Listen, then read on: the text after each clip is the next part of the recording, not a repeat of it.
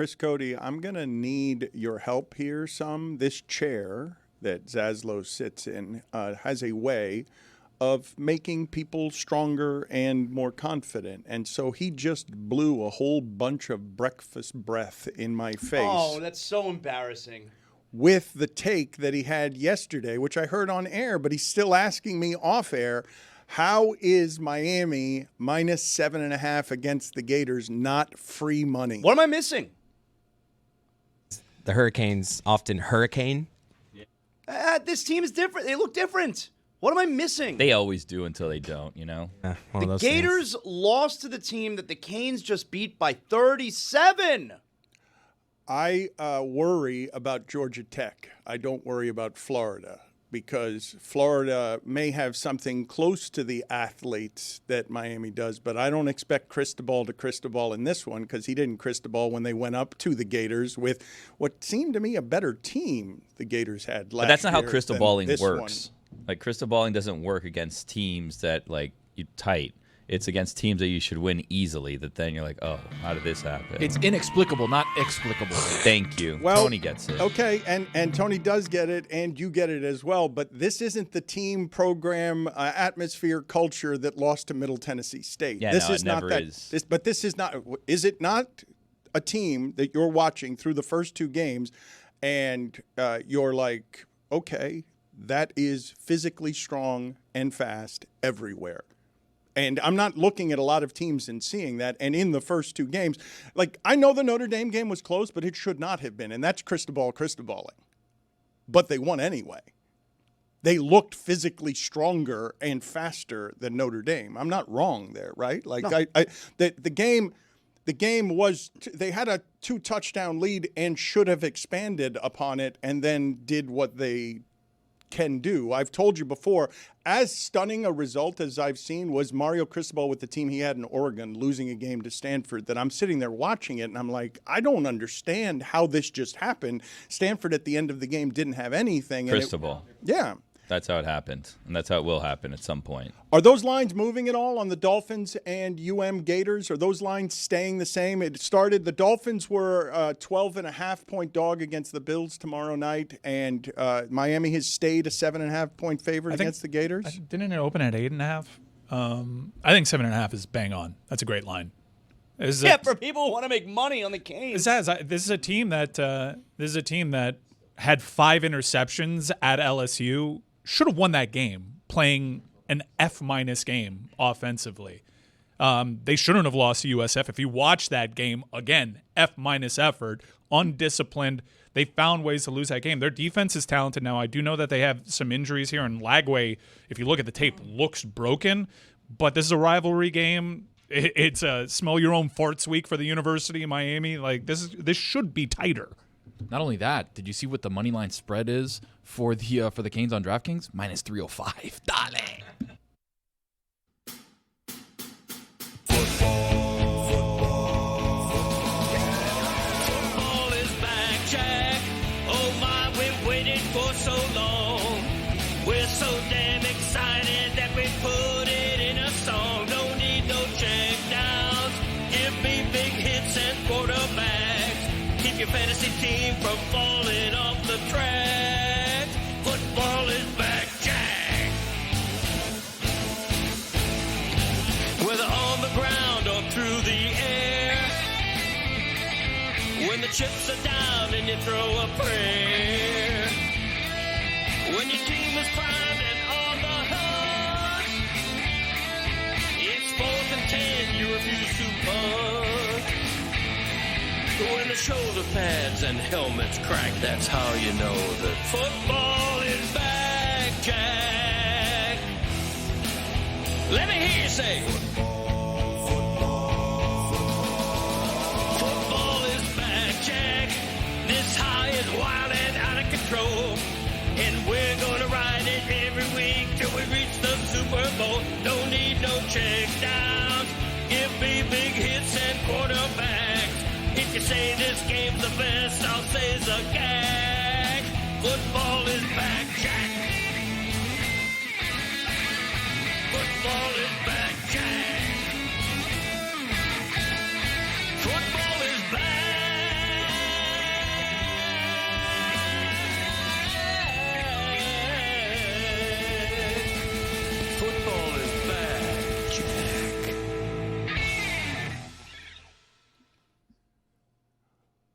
Over the last 25 years of horrific Dolphin football, the longest playoff drought anywhere in the sport, you have heard me say that the Dolphins went from being a national team to being a regional team. They gave up all of the decades of excellence and now are a regional laughingstock. The Athletic today has a headline: Mike McDaniel was the NFL's next coaching prodigy, then the Dolphins started losing.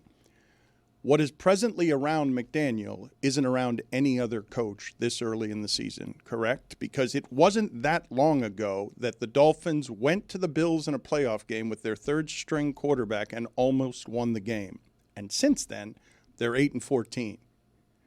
That's fast how that happened. Because to go from prodigy to Rex Ryan's on television calling you nerd boy as if he's the cool one. Rex Ryan, comfortable calling you nerd boy, creates a visceral reaction around this person that is polarizing and poisoned, because the lack of trust that the fan base right now has in its leadership makes the Dolphins the only loud laughingstock like this early in the season that is surrounded by flying planes, booing, and the expectation that the coach is going to be fired. We did wonder aloud once Mike McDaniel showed up in a town.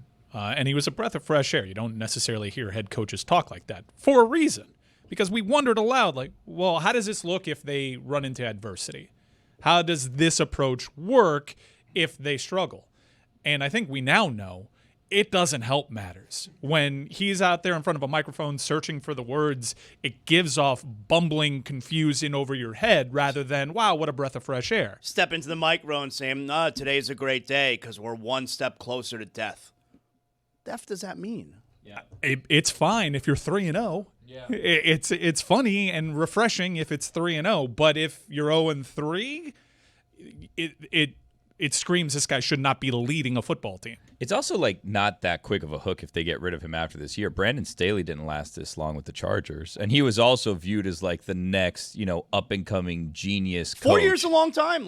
This is year 4. Yeah, it's a long time. The thing that bothers people a lot, though, you guys have heard me say this before, that in sports, the greatest crime, if you want, outside of real crimes, the greatest optical crime, public relations crime, is thinking that you're better than everyone else or giving off something that seems like unearned arrogance. We don't mind so much when the arrogance is earned. It might bother us, but you'll beat the respect out of us if the arrogance is earned. But Staley and McDaniel suffer from the same thing. It's film room guy who's there for 12 hours doesn't like when new young toddler comes in and thinks he can scheme everyone to death because he's smarter than they are. Charlie Weiss endured this at Notre Dame. He goes from Belichick's side to Notre Dame, and in his first press conference, he says, I have a significant schematic advantage. And then they gave him a giant contract. They might still be paying that. I think it was a giant contract for Charlie Weiss that they paid long after Charlie Weiss was gone, but he got undressed, which is not great when you think of him and his physical features that we've mocked because it looks like the bottom half of his body is turned reverse, and the bottom half of his body, the back of his body is in the front, and the front of his body is in the back in the lower half. But Staley and McDaniel, they paid their dues. It wasn't like they just were handed jobs. They worked their way up in both their situations. With Staley, it just became a thing where Staley's smarter than everyone. He's the analytics guy. Look at him. He never kicks a field goal. He never punts. He always goes for it on 4th down. And then that didn't work. And then they said, you know what? We have our franchise quarterback. We're kind of wasting him. We have to get rid of him. McDaniel is almost a victim of being too successful too early, right? Had you flipped last season and this season to his first 2 seasons and his first 2 seasons with these two, you'd be like, wow, this guy's figured it out. We should maybe extend this guy. But the reality is he kind of peaked with this team a little bit early. So now everything that he's doing on the back end is a disappointment. Instead of him figuring it out, it seems like he's been figured out. We've seen this before in the NFL. Guys come into the league, they look good early, and then the league figures them out, and then they got nothing in their bag to respond to. Well, but I don't believe McDermott actually is any smarter than McDaniel. I just believe he's got a quarterback that the Dolphins don't have, and he's he's made that quarterback someone who no longer turns the ball over. And we're going to get to some Tua sound here that kind of explains why it is the Bills are now the new Patriots of the AFC East. Listen to Tua. This is not something you hear very often as preview to a Thursday night game, Bills-Dolphins. He's top tier. You know, if it's not with his arm, it's with his legs. You know, that dude can do literally anything he wants. So definitely different skill set for me. I can't do half of what he does when it comes to running the ball and any of that. And then with how he can just chuck a ball down the field, you know, with how far and the arm strength that he has, you know, he's supreme when it comes to that. So it's going to be fun. It's not going to be fun. That's embarrassing. I hate that. I wish they would inject him with lye serum. Honestly. Some of that stuff that Adam Silver's been taking lately. Oh, my God, that guy. I am so furious listening to this sound. Honestly, he undersold it. He can't do 3/4 of what Josh Allen does. He undersold it. He's too comfortable these last 2 weeks telling everyone what he can't do. Like in the postgame press conference the other day, he's like, I can't throw the ball 80 yards. Just like, don't say that. Yeah. This other thing, like, I'm excited to see Josh Allen. He's so much of a better quarterback than me. I can't do half the stuff he does. It's like, don't say that.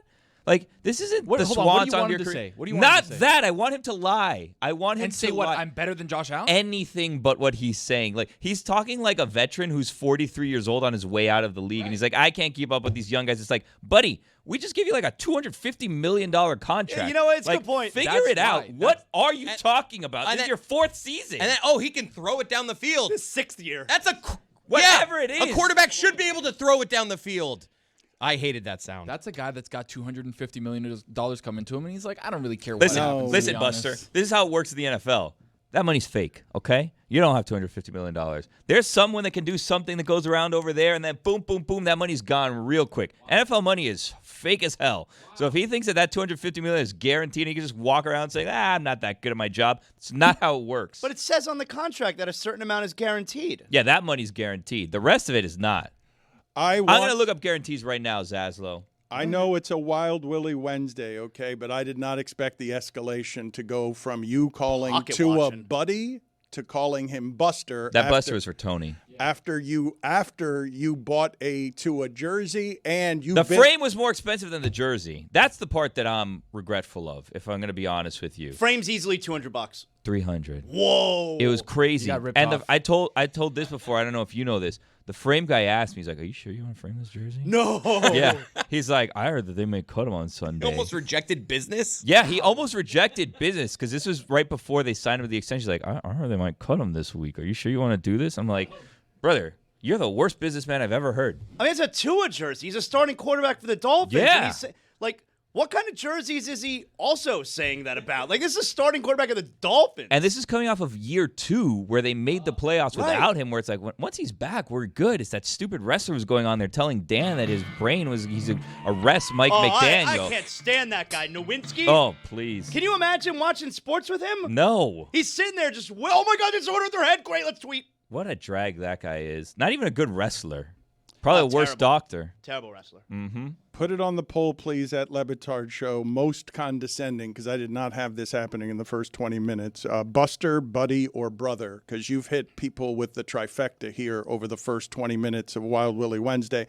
One of the things happening with McDaniel that I wanted to examine with you guys for a second, because I don't – maybe Staley got some of this, but to my recollection, the time that I saw this thing happen the most, when Michael Lewis explained Moneyball and what the A's were doing by sort of gaming the analytics to view the game differently than everyone else, and they were doing it differently at the time, a whole bunch of pot-bellied scouts wandered over, 80 years old, and they're like, what does that guy know that we don't know? I feel the game in my bones. What does that computer say? I don't care about that. People are enjoying what's happening here with the Dolphins, Rex Ryan calling him Nerd Boy, because a football coach is supposed to be the guy who curses a lot and then says, let's go get a snack. And it's just violence and caveman grunting. And when you ask John Gruden about, hey, your math seems wrong on 4th down, and he says, what do those computer guys know about making a call on 4th down? I feel the game in my gut. That's what's happening around this coach. People are enjoying laughing at him because, oh, you didn't actually have any advantages with all your analytics and your scheming. Can I ask you a question? Why do people still invoke Moneyball? As if like they were any kind of successful. First off, the movie's all about Scott Hatterberg and not one of the greatest pitching staffs in the 21st century. It's like they made a movie about the Wildcat.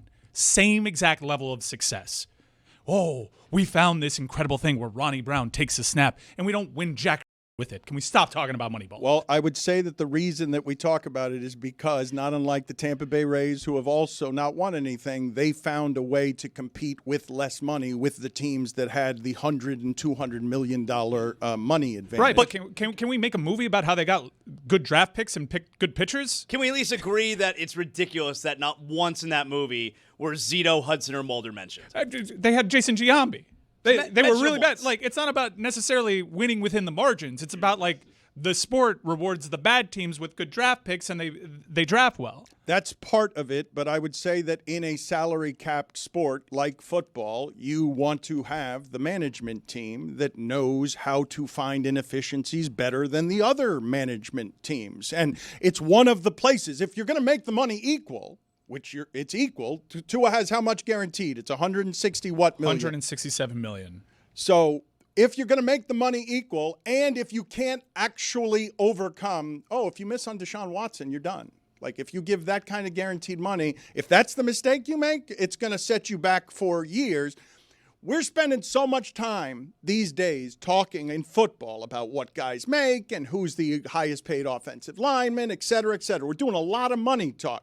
So what we had that excited us with McDaniel when they were scoring 70 points is, oh my God, they figured something out. And then I can make the criticism you just made of Moneyball. What'd they figure out? They got Tyreek Hill. They got the fastest player. Of course they score 70 points in a game and would have broken the record if they, I think McDaniel didn't even go for a field goal late in that game, or they would have broken the record for points in a game. But that game wasn't even just Tyreek Hill. That was Devon Achan's coming out party. We're like, oh my God, it's more than just Mostert. We have reinforcements. This team is fast and it's young, and there's depth here that they can continue with this offense. If someone goes down, they can keep reloading here. This is interesting, though, to me, as the Eagles now fight back on, pridefully. Really, you're going to change the rules because we do something that can't be stopped? The Dolphins, as a study, were trying to win the game by scheming and being faster than you, and looked faster. And as soon as it got to the playoffs, we're all like, yeah, fast but soft. And so football's all about, no, we're going to keep hitting you in the mouth, especially now that all the quarterbacks are throwing for 150 yards. It's just, we're going to keep pounding you in the mouth. And who's going to be the champion? The team that tush pushes. I do feel for Mike McDaniel and this Dolphins regime a little bit in that they've made it to the playoffs twice. They had Skylar Thompson in there. This isn't exactly what the whole franchise was built on. Almost won that game with Skylar Thompson. Right. At Buffalo. I know. Look, we're a speed team. We're going to put up points. We're more finesse. Let's have the coldest playoff game in the history of this franchise. And against the team of the generation in the Kansas City Chiefs. It is a little bit of tough luck. But where are we now? It doesn't end at that point. Yeah, they were unlucky with all the injuries and the weather, and they're playing the Super Bowl champions and the Chiefs. Okay, let's keep it moving. But and then last year was last year. Now this year, it's this downward trajectory. Whatever. So they made the playoffs the first 2 years. Who cares? Let's keep moving here. And look at them. They're embarrassing. But it wasn't just bad luck, because they had those seasons came down to loss to the Titans. Last it's season, all our fault. Last season That they Monday night missed game. the playoffs because they lost the That was the Titans beginning of the early in the week. That's And our the- fault. Dan, We if did you a watch squinted along. that day. The season before, they lost the Titans on Monday Night Football when they had control of the division. Yep. So They were up 3 games with 5 to play, and somehow they still did Our not win fault. the division. Lost to the Titans. 2 years in a row. Last year, they missed the playoffs by a game, and they lost to the Titans week 3 or week 4. And the Monday night one were ahead by 2 touchdowns in the fourth quarter. 3 minutes left, not just the fourth quarter. Well, that is, you could point to that as ground Will zero. Levis. He does that to everyone. If you squinted that night, Dan. You. That game is where the descent started, and it happened pretty quickly. I do want to, before we get to UM and UF, though, just examine the glee around the downfall. Because when Rex Ryan is on television calling you nerd boy, that is not a level of disrespect. Like, he's talkative and he's outspoken. That's not a level of disrespect that he ever gives another head coach. When he wants the job, he kind of goes after them. He's done this before. He was pretty hard on Brandon Staley. When he sees a job that he might get, he goes after them. He's pretty good at speaking to, and I think Billy was right in invoking Brandon Staley, because it's an affront to not just football people, but you watching at home. Brandon Staley literally cost his team a playoff opportunity because he thought he was smarter than everybody else, and everyone's just applying conventional wisdom. So I do think that people do relish in these people struggling because they gave off, I'm smarter than you. The other thing, too, is some guys are just built to be coordinators, right? Staley, B-Flow. Maybe Mike McDaniel's not a CEO, head of the company kind of guy. Spagnuolo, not right. a head coach, Look at amazing coordinator. all of the guys that are You there. know why I don't Wade agree- Phillips is like the all-time guy. You know, right? you know why I don't agree with that is because I remember when Belichick was only a coordinator. Everyone said that about Belichick. Didn't have what it took. No, They were but- right. They were right. I think they're right. He got Tom Brady. Yeah, I think they're right. And look at him without him. Do you watch that game against TCU? I would argue that very often we make these assessments over here, and the sport hasn't quite been taken over by all of the schemers and analytics guys. But you're not going to convince me that Sirianni is a great deal smarter than the other people he's coaching against, and certainly not Andy Reid. You're just not going to convince me of it. You're going to tell me that Sirianni's head coaching material, and I'm going to be like, okay, if you say so. But that seems like an ideal guy given his initial press conferences. Like, you're doing it because they win. You're not doing it because you can make the assessment. Like, I can say this, Mike Martz was that. Mike Martz was that. Only offense, only coordinator, and didn't end up winning in the Super Bowl. But come on. Like, you guys can't make that assessment from your couch because you don't like the personality of somebody. You can't do it. Like, you could do it. You're going to do it based on the results. You can't do it accurately. When I remember Belichick, everyone said when Belichick was hired by the Jets and then resigned on a napkin, that guy's not a guy who can be running your franchise. Like, that's somebody who's very good at coaching defense, and that's what he's going to do. And then you guys told me that Charlie Weiss is just a coordinator and Matt Patricia is just a coordinator. And yeah, they were just coordinators, but before that, they learned from the guy who was just a coordinator. Until he won, how many championships? 7? How many did he win? 6. 6, sorry. As head coach. What is the percentage point of head coaches that get to say, hey, good run. You were great. You were awesome. You can have this job as long as you like. It's a transient position. This is the life cycle of head coaches, about 4 years. Yeah. And where you get frustrated because someone else in your division is beating your ass because they have better players than you, and you think that, well, let's clean house. That'll be the way. When really you need to strike on a quarterback, and Dolphins fans thought that they did, but he couldn't take the hits in the league. Okay, but we didn't imagine, all right, when Mostert was scoring 18 touchdowns and we knew that wasn't an 18-touchdown player, that was Mostert's ability. That's none of us were doing that. We're like, that's a really fast player. But you weren't doing like this offensive scheme dating back to Mike Shanahan has gotten Mike Anderson and Orlando Scary We were giving the coach the credit for Mostert being what he was. Mostert was a jag. Yeah, like it's a scheme. It's a scheme, which made the first year so confusing because the running game wasn't what Mostert did it, and he showed you versatility. I can do it either way. Hey, third year, tight ends are a thing now. The thing about him, McDaniel, acting, quote-unquote acting like he's smarter than everyone else is we wouldn't sound howling with laughing betrayal right now if all of us hadn't believed it. Like, that was something we were believing when they were scoring 70. I out of the 3 key pieces here, let's throw Tyreek Hill in there. We all know Tyreek Hill is a problem. Super talented it's 4 player. Key pieces. Yeah. It's the quarterback, too. Yeah, well, that's what I'm saying. The only reason we all thought Tua was any good was because the stats that he put up in Mike McDaniel's offense. Yeah. The only time you've ever seen Tua be good and had belief in Tua was with Mike McDaniel. Well, no, in college, he was under Nick Saban. True. Everyone believed in him. And then fair enough. When I'm he talking came about here, the pros. he came to Brian Flores, who did not want him to succeed. Yeah, I'm talking about the pros, though. I mean, I've seen him do it with Tua. So I'm more inclined to believe Tua is an issue than Mike McDaniel. I think, look, it's an easy answer. I think they're both issues because Mike McDaniel's job when he got here, he had 2 jobs, all right, when he first got here. The first job was, can you show us if Tua can play quarterback? That was his first job, and he succeeded at that. All right. Once we found that part out, okay, step 2 of your job is, can you actually coach the entire team now? And what we're learning is, not sure. Not sure if you can coach the entire team. And the Tua part, he did his job there, except based on what I'm seeing, I think Tua's broken. I don't think he's the quarterback he was 3 years ago. He also had no success without Tua. Like, every time Tua's been out, he has not won those games. So I don't think that we can just say that Mike McDaniel's great at his job and Tua's holding him back. I think the other thing, too, is he runs a tough scheme, right? Didn't Tyreek Hill say, I just learned the scheme like this year? It's been 3 years. Possibly. But again, as you're a quarterback coming in, you're Snoop Huntley being like, all right, I have to learn this super complicated scheme in a week. Let me figure it out. Like, it's really tough.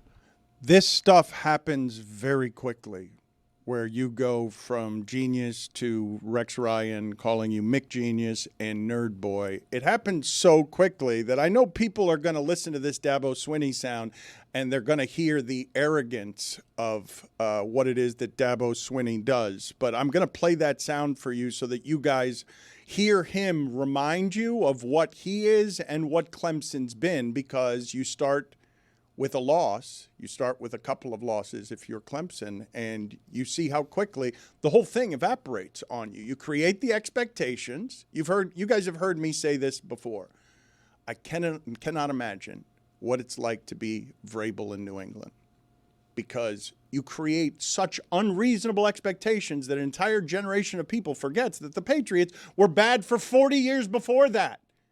They were terrible for 40 years before that, and it was a miracle that they made the Super Bowl and then got slaughtered with Steve Grogan at quarterback, and then everyone just gets real forgetful, and it's not just decades over which they get forgetful. They get forgetful the first 2 games of a season in college football. But certainly, it's easier to be Mike Vrabel than it was to be Gerard Mayo. Yeah.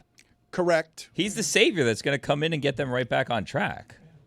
I think. Wait, by the way, they weren't on track at the end of the Belichick. All right, make it era. Alabama then. Don't make it the Patriots if you don't want to make it the job. Patriots. Don't take these jobs. Don't follow the legend. Just don't take these jobs. Look what happened to Muschamp in Florida. Makes it to an SEC championship game, recruits at a top 10 level. Out of here. In fact, they fired 3 coaches, each of them with an improving winning percentage, just because I read that Billy Napier has to win his 28 next games to match Dan Mullen's winning percentage. Jesus. Just don't follow the legends. I mean, if you're Kalen DeBoer, though, it's hard to say no to 8 years, $87 million. Yeah. Like, I'll take the ego hit because maybe it works, but if it doesn't, you're good. Got a house in the Keys. There are also examples in college football Life's definitely where guys keep the machine going, because Larry Coker and Ryan Day would laugh right in my face saying, we can follow the legends. Yeah. Ryan Day's been great. Larry Coker, Not great. perfect, just a coordinator. Sweet man. But one more at the beginning of his career than any coach in college football history, but only a coordinator. Used up all of the Butch Davis talent and couldn't get another job after that, but did almost win 2 consecutive championships, if not for Terry Porter, that cheating bum that needs to be interviewed by the assembled media. And When's Pablo going to get on that? grilled? Larry Coker also tried to rebuild UTSA afterwards. Mm-hmm. I mean, built it from the ground up. Yeah. I He's love Hall of that Famer. sweet man. Don't nobody dare say He anything went to bad my about church. him. I love him. He's a sweet man. He seems like a really nice guy. No, he's not Greek Orthodox. I went to University Baptist Church when I was in high school. You didn't kill. That's not a $50 fine, is it? No. I'm just saying was in the past tense from when I shook his hand. No, said, he "Peace be with recently you." embraced the devil. Yes, He's that's still right. a- Ghost. He's still a nice guy. I think Larry Coker did not. Put it on the poll at Le Batard Show. Has Larry Coker recently embraced the devil? I don't know why Billy did that. Don't Well, do this. because you He is said a he sweet used to man. be. Come on, don't He's do a that. sweet Whatever. Christian Come man. on. I was He's a trying to sweet cover Christian for man. Mike because he's Amen. not dead. So when you said he used to be, how did he used to be? Did he die? No, he didn't die. He just, embraced the devil. He's no longer Greek Orthodox. Coordinator Brian Flores, maybe coordinator juice. Listen, I'm going to come right out and say it. I don't know that for a fact. In fact, I may have invented that just for entertainment purposes. I don't know his stance on the devil. Probably anti-devil. Very if I were to anti-devil guess. from my limited engagements with the man. Now, That's if, not like if him. we're pro-devil, like whatever, that's you. No judgment here. But I don't think that's. I would judge someone who's pro-devil. Really? Yeah. Why? Put that on me.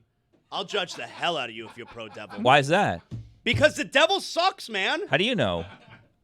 Believe me, I know. Have you ever met anyone that you're like, you know what? I heard really bad things about this person. They're not that bad. Look, I know it's Wild Billy Wednesday. You're going to start this here? You're going to defend the devil? No, I'm not defending the devil. I'm just saying I don't know the devil personally. So I don't want to judge or judge others that may have a more intimate relationship with the devil. He's already been judged.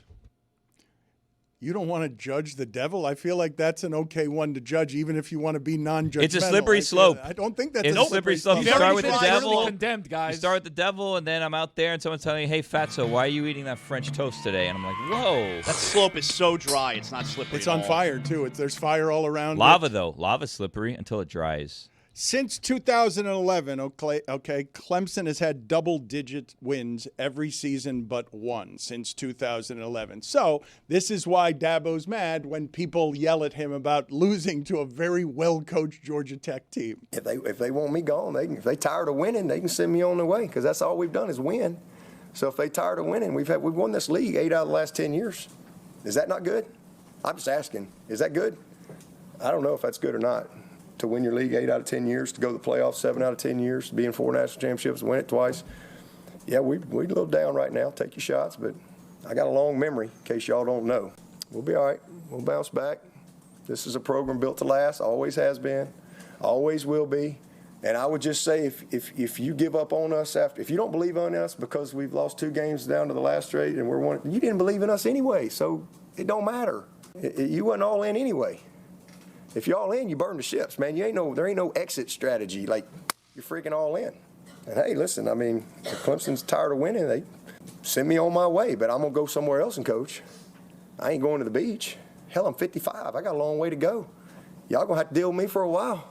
I got a long way to go. I'm just getting going. I'm just now good enough to be a head coach.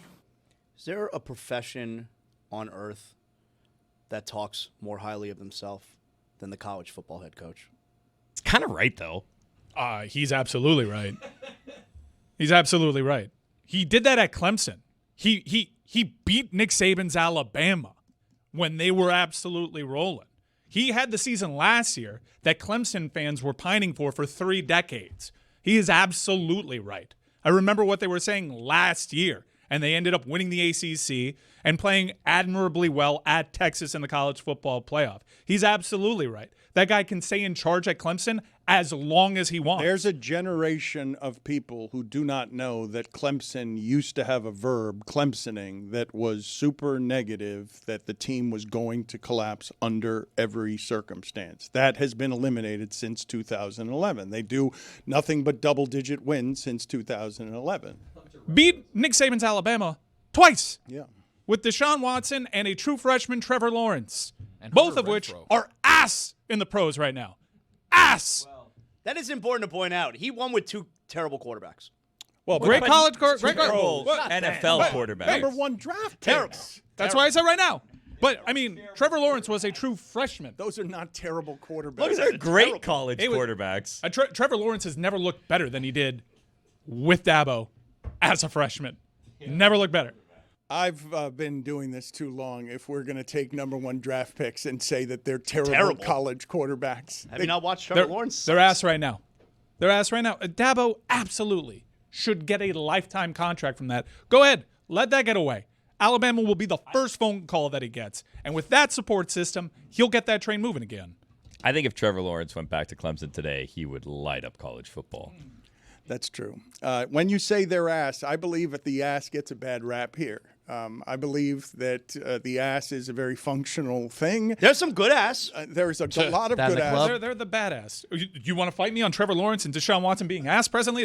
They are ass. I am fighting you on ass as an insult. The ass is necessary. There are many fine asses, and the way that you guys are describing this right now, and trust me, I had Jacksonville on the money line Sunday. So when he dropped back to Welcome, pass, brother. what I saw was a body with an ass on top with a face mask. There was an ass on his He head. was wearing number 7, Dan. That's what he was wearing. Let me not get started. Mike Williams is out of the league now. He's retired. Christian Wilkins, ass. I'm just saying. Those Alabama teams that they beat, they got guys still in the league. We could be talking about a donkey, a mule, that type of ass. Not all ass is bad. I'm telling you, there's a lot of ass on my algorithm, and it ain't that bad. He works hard.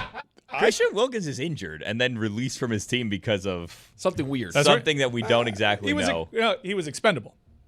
Where is he now? Did he re-sign anywhere? Nowhere. I think he's still recovering from whatever his injury was. He kissed someone on the head. That's what allegedly happened. conflicting we know. reports.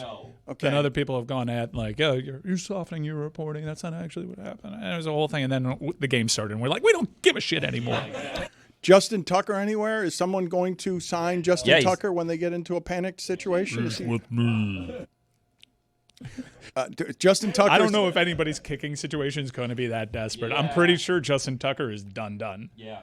I'd be shocked. I got ball sacked not too long ago where I'm like, the Browns signed him. And then that's why I remember. I was like, yeah, I was like, no, that was fake. Is that the verb you want to remembered. use with Justin Tucker, that you got ball sacked without any context? Yeah, I think that Without might be- any context, no one would know what that meant. Precisely. With the context is why it becomes bad. You're the problem. You made this bad. UM and UF is this weekend, and while they don't play all the time, I'm old enough to remember when that was the University of Miami's biggest game and biggest rival, that there was no rival bigger than Florida. I think some of that has dissipated, right? Because the games were against Florida State, and Miami doesn't hate Florida State. Bobby Bowden's part of the reason for that. But when you think of rivalries with Miami, Notre Dame goes to a higher level than Florida because all those games in the past were always for the championship. But Florida-Miami is still – I thought that that's why the point spread is where it is, honestly, because people are just giving – the money is giving respect to the idea that teams that don't like each other and have rivalry games, that those games are often very close or closer than you expect them to be. I think sports books are just trying to help boost the economy because that's free money. I think it's a perfect line.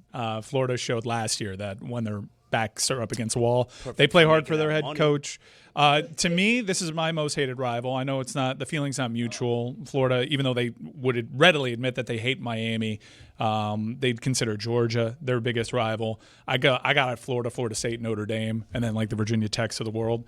But I think that Florida's defense. Yeah, Canes are probably fourth on Georgia's list. Georgia on Florida's list. They would have Georgia, Tennessee, Florida State, LSU, but only Yeah, because LSU. only because they stopped playing. They stopped playing, and this was absolutely Florida's choice to stop playing Miami. Miami would absolutely play Florida every year if they could, and it dates back to the Gator flop. It dates back to recruiting battles over the last 5 years or so. The fiercest battles between these two teams have been on the recruiting trail. But why have they been so readily willing over, really like the last 10 plus years, 15 even, to start playing again? I mean, these were scheduled years ago when Florida had their program running and Miami was desperate to get back to that level. And it's a big-time moneymaker.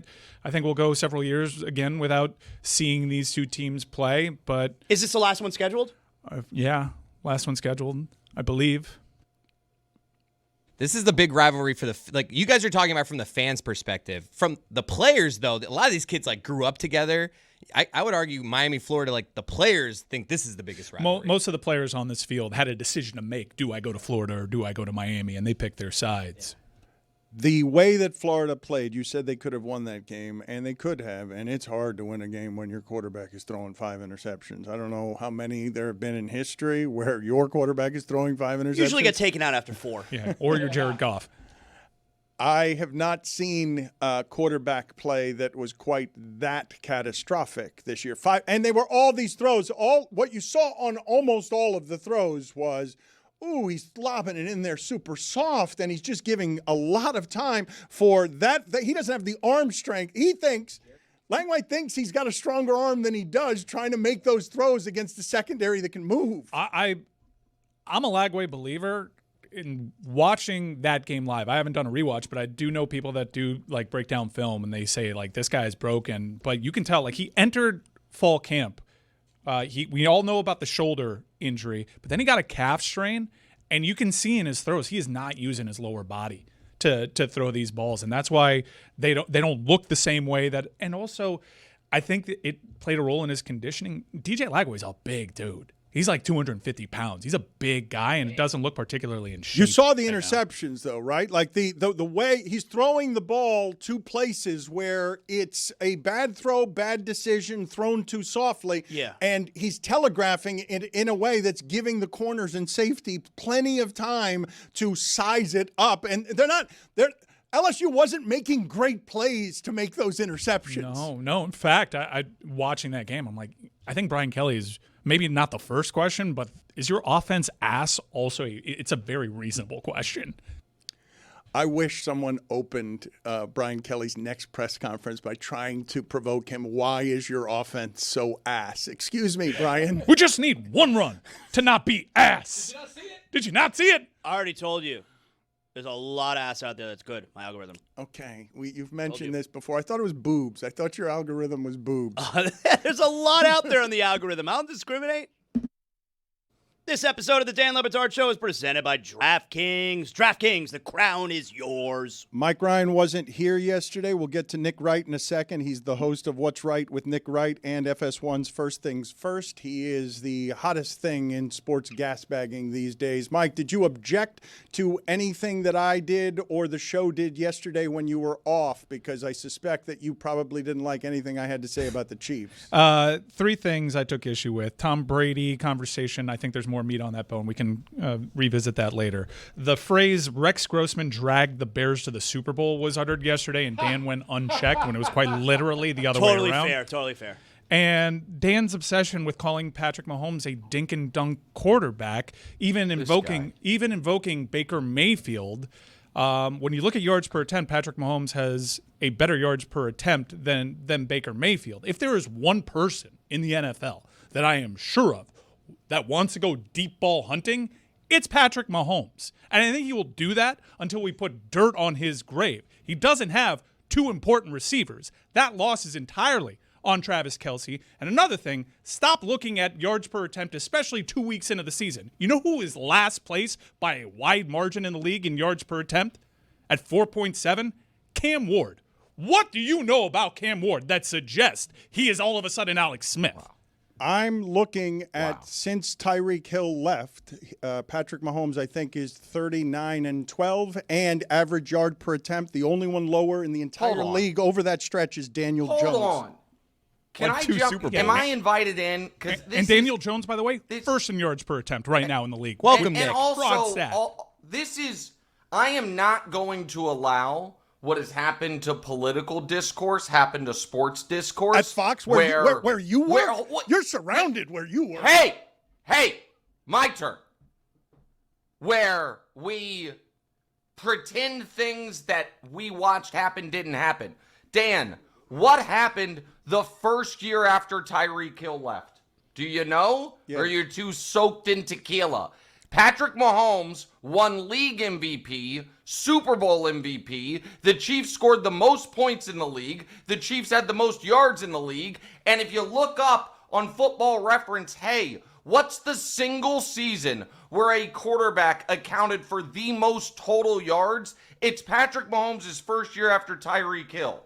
So I am not going to sit here on his 30th birthday, no less, and allow you to try to peddle this false narrative that since Tyreek left, the Chiefs' offense hasn't been the same. The first year after Tyreek, with Juju Smith-Schuster, who wasn't good enough to be on the Patriots, and Marquez Valdez-Scantling, who's got cut from multiple teams, and McCole Hardman, that team scored more points than anybody. Right now, they're stuck in the mud a bit after the disastrous season of last year where all they did was reach their third straight Super Bowl, becoming the third team ever to do that. But we're not going to recreate history. Hi, thanks for having me on, and thanks to Hampton Farms for sending me all these sweet nuts.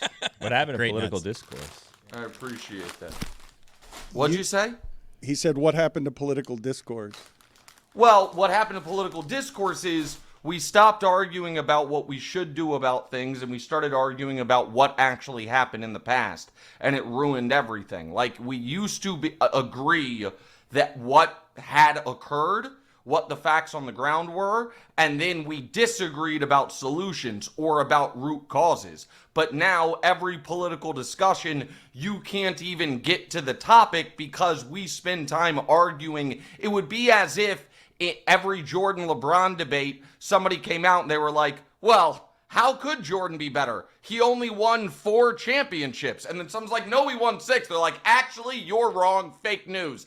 And then we're just arguing about what happened. Like that. So sports, luckily, has avoided that. But I saw this slippery slope, Dan, you're trying to walk down with this, Patrick Mahomes post Tyreek Hill. How good is he? Patrick Mahomes post Tyreek Hill won an MVP. Well, I already explained it. I'm going to give the same stat I gave yesterday. Sweet Christ. Since 2023, games with 320-plus passing yards. Patrick Mahomes has 3. Jake Browning has 3. Well, listen, that takes me aback a bit because I know, and I'm sure the shipping container does as well, that when we fell in love with sports and when we got into sports media, there were, some hallowed statistical markers, be it Hank Aaron's home run record before Bonds broke it, be it batting 400, and 320-yard passing games is just always been how I've weighed quarterbacks. All right, it's not at all an arbitrary marking to fit your exact narrative. Fine, let me do it another way then. The first 2 weeks of the season, because you're talking about what Mahomes was after Hill left, and you're right, that one season. But that Chiefs offense that was always going to score 30 is dead. And 2018 to 2022, his passing stats, Nick, in the first 2 weeks of the season, 35 touchdowns, 0 interceptions. Hold on a second. Yeah, it's been different. The last 2 years, 9 touchdowns, 6 interceptions. He's become a dink and dunk quarterback. There are reasons for that. I don't think it's his fault. I think it's a lot of offensive pieces he's missing. But you can't deny that that's not the same offense. You can't deny that. I didn't deny that at all. I never denied that. What Patrick Mahomes, what you're saying he's become is what he's always been, which is I will be the perfect quarterback for the exact team I have. And when I walk into the league and we have the league's worst defense and we have the fastest and best receiver in the league, I will fire it downfield. And last year, 2 years ago, when we have maybe the league's best defense, all I need to do is not screw it up. And last year, when they had an okay but not great defense, and they had the most injured receiving core and running back room and left tackle spot in football, I will do whatever it takes to make sure we are within reaching distance in the fourth quarter, when then I will go Superman mode. He is a chameleon to winning. Now, 2 weeks into the year, the Chiefs have not been good enough. The offense hasn't been good enough. Pat hasn't been good enough. The fact that right now he's on pace for 1,000 yards rushing, which is horrifying. He is having to activate the Patrick Mahomes hero mode, scramble mode, that he saves for the playoffs early. I'm not sitting here arguing that the Chiefs through 2 weeks look like a juggernaut, far from it. And I'm not sitting here arguing that there are not fair concerns 2 weeks in for the Chiefs. And if someone wants to argue the concerns are deeper than get Rice and Xavier Worthy back, that's totally fair. What I will not abide is the revisionist history on who Patrick is and who he isn't. And that's not just because I was an invited guest of his at his new steakhouse in Kansas City Friday night, 1587 Prime. Everyone should check it out. It's really outstanding. You don't have to abide those things. You can simply concede that the Chiefs over the last 4 years have gone from being an elite offensive team to an elite defensive team. But it's just not. Hold on. Last year, they were not an elite defense. Last year, call Mina Kimes and have her tell you about DVOA or EPA or any of those fancy stats that you can't sort on ESPN, and you'll see they were roughly the 10th best defense. And last year, how did they go 17-2 in games Patrick played if we throw out the meaningless Week 18 game? It was because He made every play when it mattered late. And I know the new age sports math is clutch doesn't exist. Actually, when you think about it, Lamar's career and Patrick's career are very similar. But in our bones, we know that's not true. And so it's just not accurate that last year they were carried by the defense. Not when he was the best fourth quarter, the best third down, and the best fourth down quarterback in the league. This year, the defense has been far better than the offense. Now, 2 games is 2 games, and there are things that go into it, but there's no defending what they've been this season.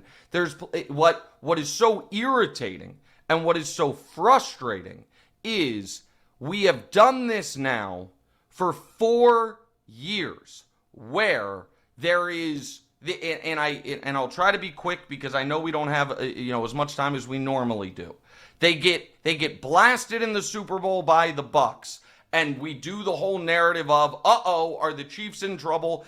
Nobody remembers this but me. They start the next year 3-4, including a 27-3 loss to Ryan Tannehill, and the Chiefs are dead, and they end up in overtime of the AFC Championship game, but they lose it, and they trade Tyreek Hill, and the narrative is okay. Now we're going to see, what Patrick Mahomes really made of. He has the year that I said where he wins league MVP, they win the Super Bowl, and everyone says, all right, we're done doubting Patrick Mahomes this year for real. But then the next year, they lose the opener to Detroit. They have all the drops. They have to go on the road in the playoffs, and people going into that postseason are like, you know what?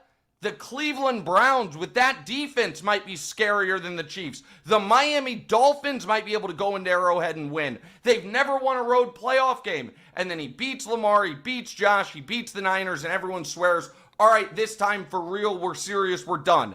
And then last year, they have the best record in football every single day of the season, and the narrative is, yeah, but they don't make me feel all warm and fuzzy inside, and this is the Bills' year. And then once again, they play the AFC Championship game. He outplays Josh. He beats Josh. Josh has the ball in his hands with a chance to go win the game, get 17 yards, and everyone swears, we're done doubting him. He's proven it, and that lasted 3 games of football. And now we're back here. It's just, I expect it.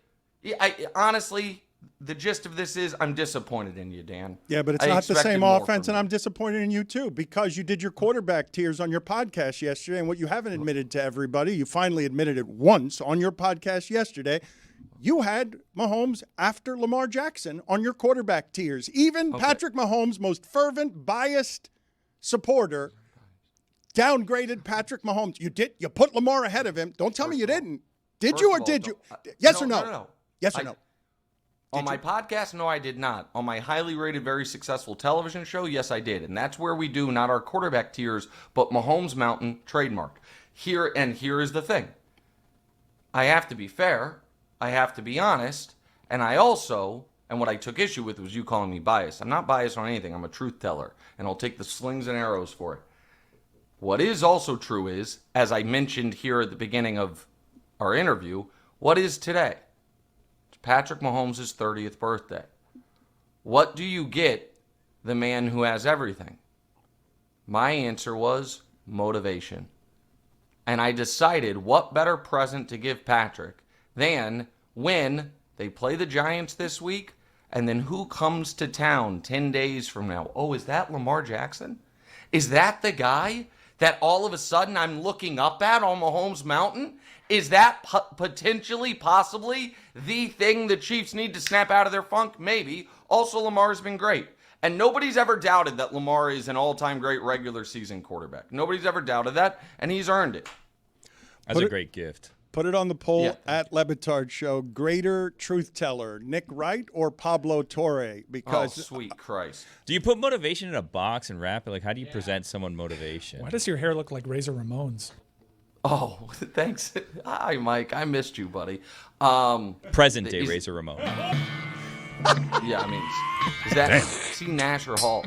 I don't remember. I apologize. Did he pass? He did pass away. He's dead. All right, that's why Billy did that. Legend. Billy's mean. I am going for that look, by the way. The jewelry, the hair, it's all a good of it. look. He needs a toothpick. Can I? Yeah, for sure. what was I going to say? Oh, yeah, Dan, or Mike, by the way, Team Baker, let's go, buddy. Oh, He's boy. streaking towards the 1 seed as predicted by me, the Super Bowl as predicted by me, and maybe an MVP. He was where I the best predicted- third down quarterback last year, not Patrick. He was the best third down quarterback. But Tampa was. Nick Wright is always right about quarterbacks. He's always maintained his support for Baker Mayfield, and he does deserve to be in the MVP conversation. Continue. Nick, can you believe that Dan, as Patrick Mahomes of all people, be the quarterback that's looking for the 4-yard drag route, as if he's not the guy that is always going to be looking for the deep He's shot? not looking Well, for it. He's listen. just throwing that one. That's what he's throwing the last 2 years. I mean, he No, made it that- to a listen, Super Bowl taking what he's the defense gives doing. him. He's doing what he needs to do. Oh wow, what a look! I like that. It's awesome. If I took my shirt off, it probably looked the same. Do it. That's a good one. I was about to tell you guys something. and then I Pablo. forgot. Pablo. Is No, where- it definitely was not about Pablo. Motivation boxes. The only thing I'm Motivation. going to say, I don't want to do the Pablo thing. It's just, him tweeting to Mark Cuban, oh, you have time to tweet but not have time to come on my podcast. That is fruit of the same poisonous tree as to why I'm banned from his podcast. Pablo's doing great work here. But Pablo somehow got in his head that everyone has some type of odd obligation to his podcast. Like Mark Cuban, you want to opine on this and you won't do it on my podcast where I make money, where my main source, like, how dare you? Like, it's just, a meaner person would call it entitlement. I wouldn't do that. It's just odd to me. Like, I would never, imagine if I texted you, Dan, after hearing your Chiefs nonsense yesterday, and I was like, how dare you talk about that not with me, not on my platform where I can monetize it. So that part to me is interesting, but he's doing a good job. The work that Pablo Torre is doing is extraordinary, but the funny part of that particular exchange that did have some entitlement in it is that Mark Cuban is answering questions from Channing Frye and Kendrick Perkins about something that he doesn't have actual knowledge on, instead of talking to the person who actually can rebut some of the things that he's saying. Well, yeah, I understand that, but I also... it's not a congressional subpoena. It's a podcast in Lower Manhattan. Like Cuban can do whatever the hell he wants. Like, it's a free form conversation. I don't know how much time we have. Can I say something about Tua? Have you guys talked about this? Yeah, much? I got one more before you get into Tua. We have a total of 4 minutes left with you here. Okay. So Well, then Mike's we can got a skip question. Tua. No, we'll do Mike's question and then Tua. Real going quick, on with Tua? is Travis Kelce, is he kind of skating on this? Because, like, Patrick Mahomes probably beats the reigning Super Bowl champions without his 2 leading wide receivers if Travis Kelce just holds on to a touchdown pass that ended up turning into an interception. All right? He hurts Xavier Worthy week 1. Travis had a rough start to the year. Listen, I am of the belief that Travis maybe was covering for Xavier because he said he ran the wrong route. Travis said Travis ran the wrong route, that he needed more depth. I think it's on the board that could have been Xavier's screw up and he's covering for him, but I don't know. But that happens week 1. The other thing that happens week 1 is when they're trying to come back late, he and Patrick have a bit of a miscommunication down by the goal line. And then obviously in week 2, I agree with you, Mike. I think they win that game if he holds on to the ball. It's been a rough start to the year. I am going to give the greatest tight end in the history of the league some grace, and I think he will recover from it. But yeah, I mean, it's been, and Travis will be the first to tell you, it hasn't been a great start to the year for Travis Kelce, despite the fact that he seems, kind of more agile and slimmer than last season.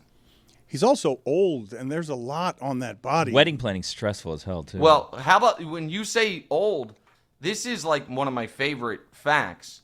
He and Gronk are the same age. Yep. Like 6 months of each other. Yeah. That's true. Yep. Gronk retired for the first time 6 years ago. Yep. Gronk retired 6 years ago and then retired again for good 3 years ago. And Travis is still out here, churning out 1,000-yard or near 1,000-yard seasons. I would say, though, Tua that can't say he's not good. We'll get to Tua in a second, but to expect Travis Kelce at, 36, 35? 36. To expect a 1,000-yard season from him at 36 would be to expect something from a 36-year-old tight end that 36-year-old tight ends historically simply can't do. He's done it, but not at 36.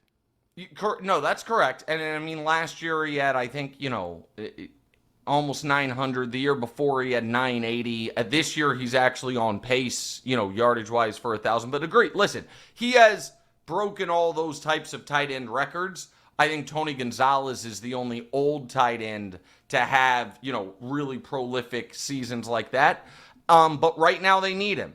And they're going to need him until they get their guys back. And they're going to need to – when your guys' season fully goes to hell, you think we can trade for Achane? I'd like that. I'd like him. More than Hill? You don't want Hill back?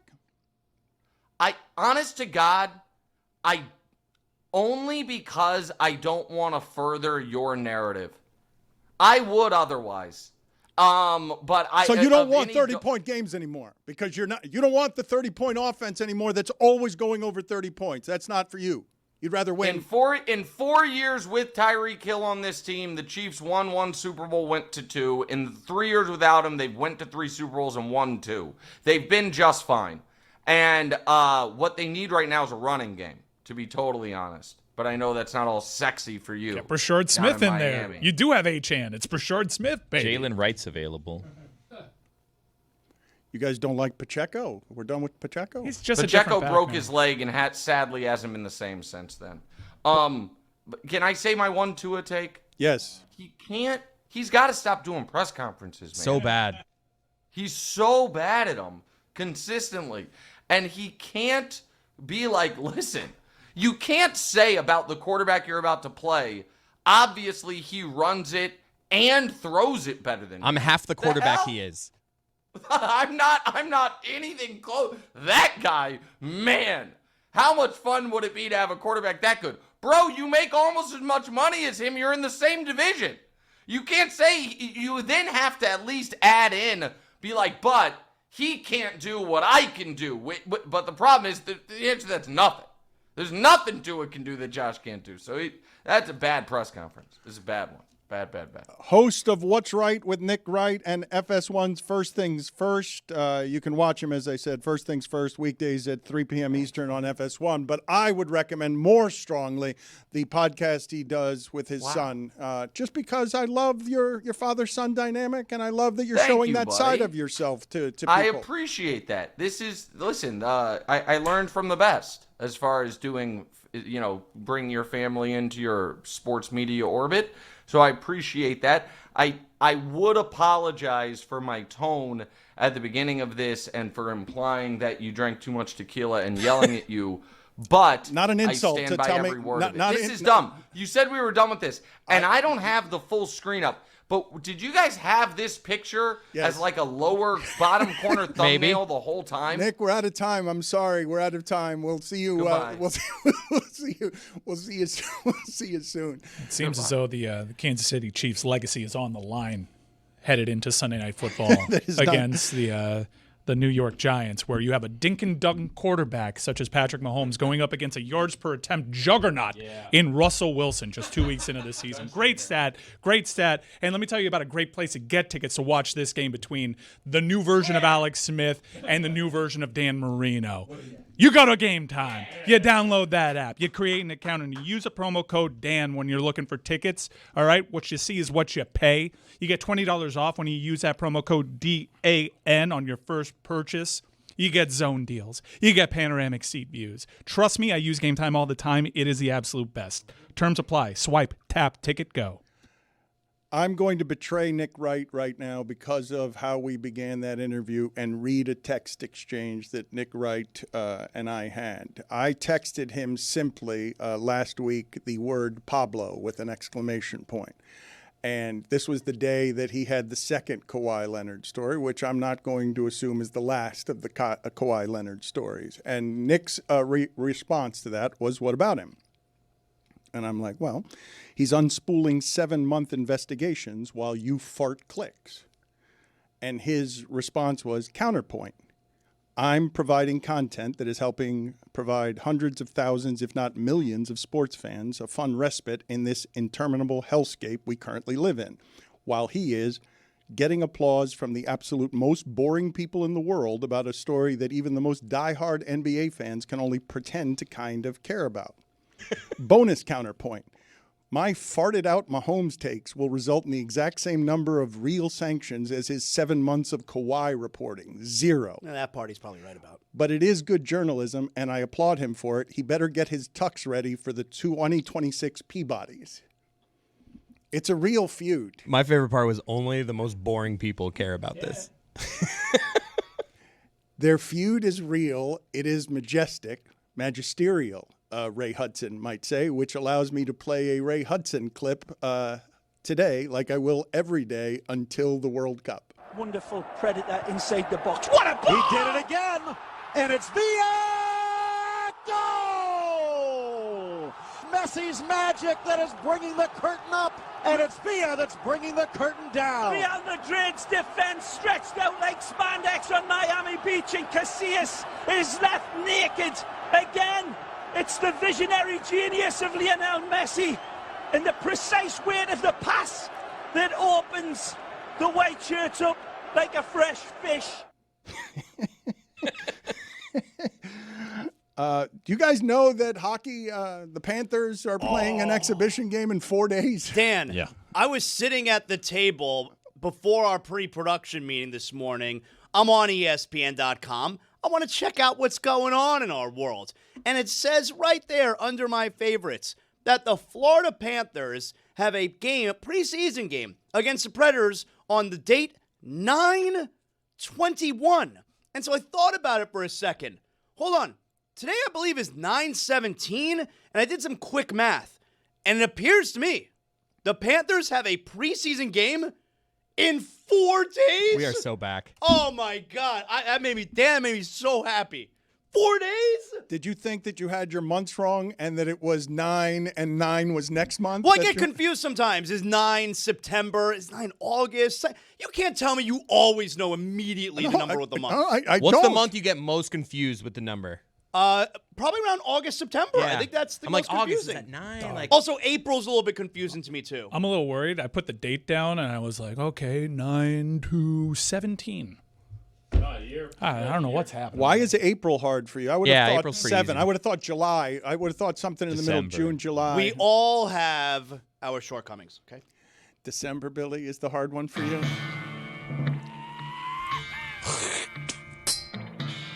We never got to his steakhouse. You got invited to Patrick Mahomes' steakhouse. Is it I good? Is saw it he bad? posted pictures 1587. and everything. You know, thanks to Patrick and Trav. Trav. Ugh. The telephone number, if you want to make the boldest take better than the boldest takes have been, is 305-486-GOTS, 305-486-4689. Every time I play some of the calls, I'm reminded of how good our competitive, creative community used to be, competing with each other to have the best and the funniest of the takes. The boldest take has not quite lived up to what used to be our golden heyday. It's inconsistent, but very often it's strong. Chris, how do you feel about this particular batch of boldest takes? Listeners, that's Dan's take. The shipping container appreciates the creativity you guys have shown recently in the Boldest Take hotline, presented by Boost Mobile, the newest 5G network in the country. Hello, it's me, Mario Cristobal. The U is back.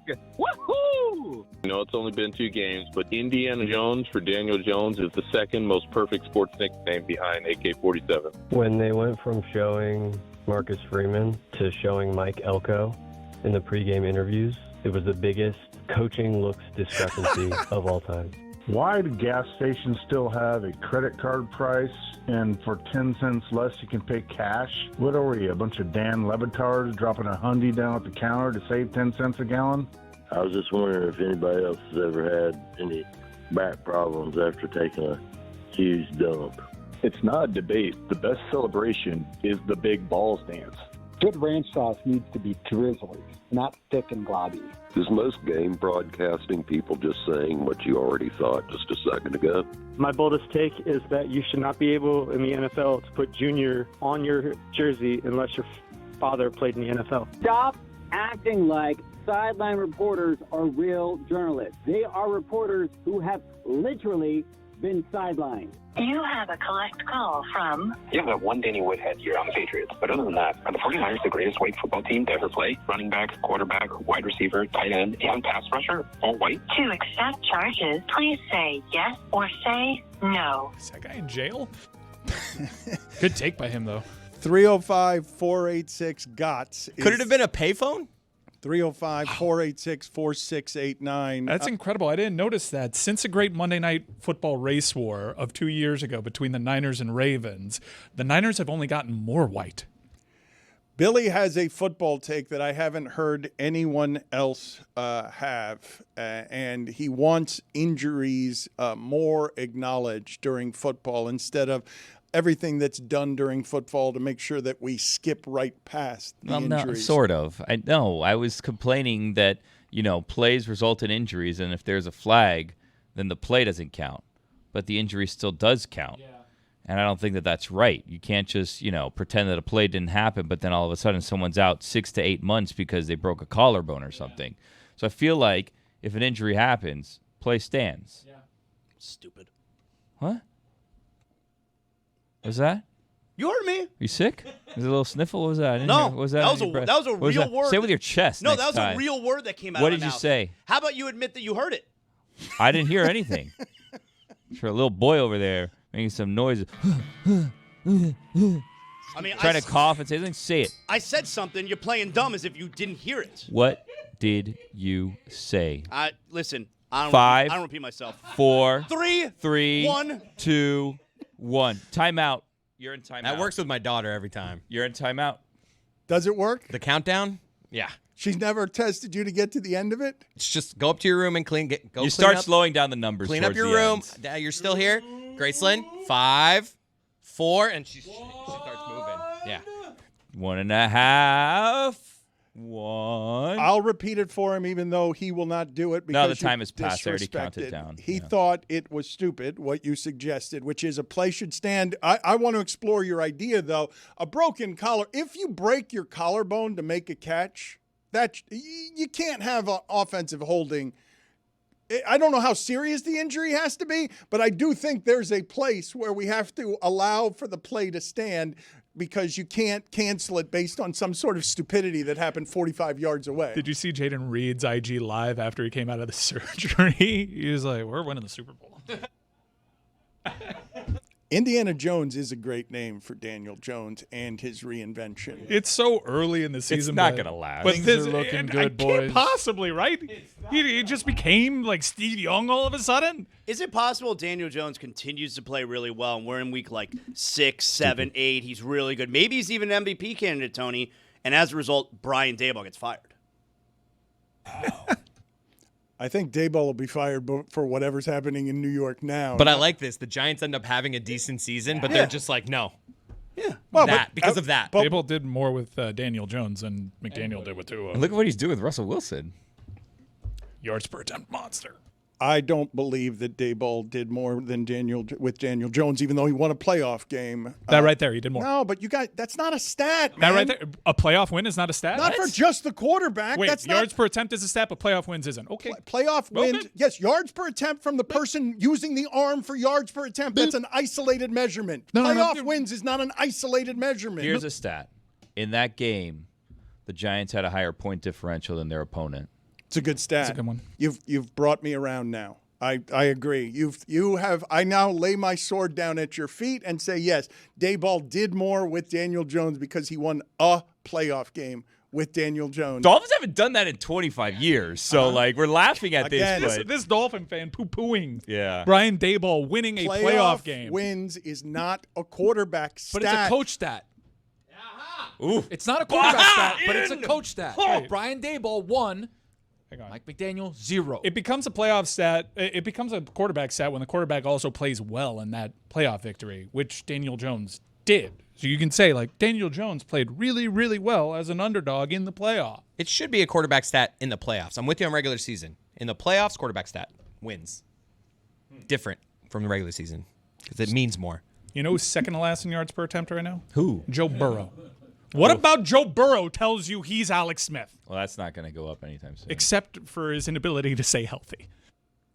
So, all of you rather have Jalen Hurts than Patrick Mahomes because he won the last playoff I'm a game. Jalen Hurts kind of guy, though. You know? Jalen Hurts seems to be pretty good. I'd rather have Patrick Mahomes, though, because to my last breath on this earth, I will know that Patrick Mahomes looks to show off that deep arm talent that is unparalleled, perhaps in the history of the game. First, Tony, why are you shaking your head no? Because I agree with you, but it's a bad position for him to be in. That everybody's like, yeah, he wants to throw the ball deep. Yeah, he does, but he doesn't. It was also the wrong question because if we were just saying that's a coach's stat, the question would be, do you want Nick Sirianni over Andy Reid? But Andy Reid has more Super Bowls. Mm-hmm. And he's lovable. Yeah. I do enjoy, He's got though. a dark side for sure. No way.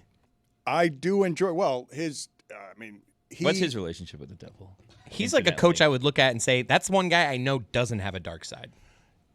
Well, his family life is. We don't have to go there. No, that's not what we're doing. No. We're just talking about stat of the day or something. Go on. He's jolly. Who are you telling to go on? To be determined. What do you mean to be? You don't want Dan to go down this road. What do you mean determined? You might be new around these parts. We You were don't having want Dan fun. to do this. Man, we were having fun. Yeah, I just anytime I think of Andy Reid, Here we go. I No, think no. about No. Hamburgers, Go on. cheeseburgers. How about that's no? what you're- Delicious. don't- The guy going down the stairs. How about this Tom Brady thing? He looked funny in those headphones. is how much he enjoys Cheese Whiz. There we go. We're And back. says that he enjoys Cheese Whiz. You guys are doing the best, and I think it really is my favorite of the football analysis, which is guy who wins all the time, he's the best. Or guy. How do you do it? Yeah. Whoever loses tell me could how be I'm the stupid. best. I mean, geez. Tell me how I'm stupid for doing that. Participation award over here. It's a good Come on. formula. Yeah, Tom Brady won a lot. He seems pretty good. There are a lot of ways to measure individual performance. Rings. And you guys, when you're doing analysis of people, there is no insight in they won, therefore he's the best. But Patrick Mahomes is the best and has been the best ever since like Tom Brady went away. And he also does the conventional winning. And we were doing this last year when they had a point differential that like the New York Giants. And what happened?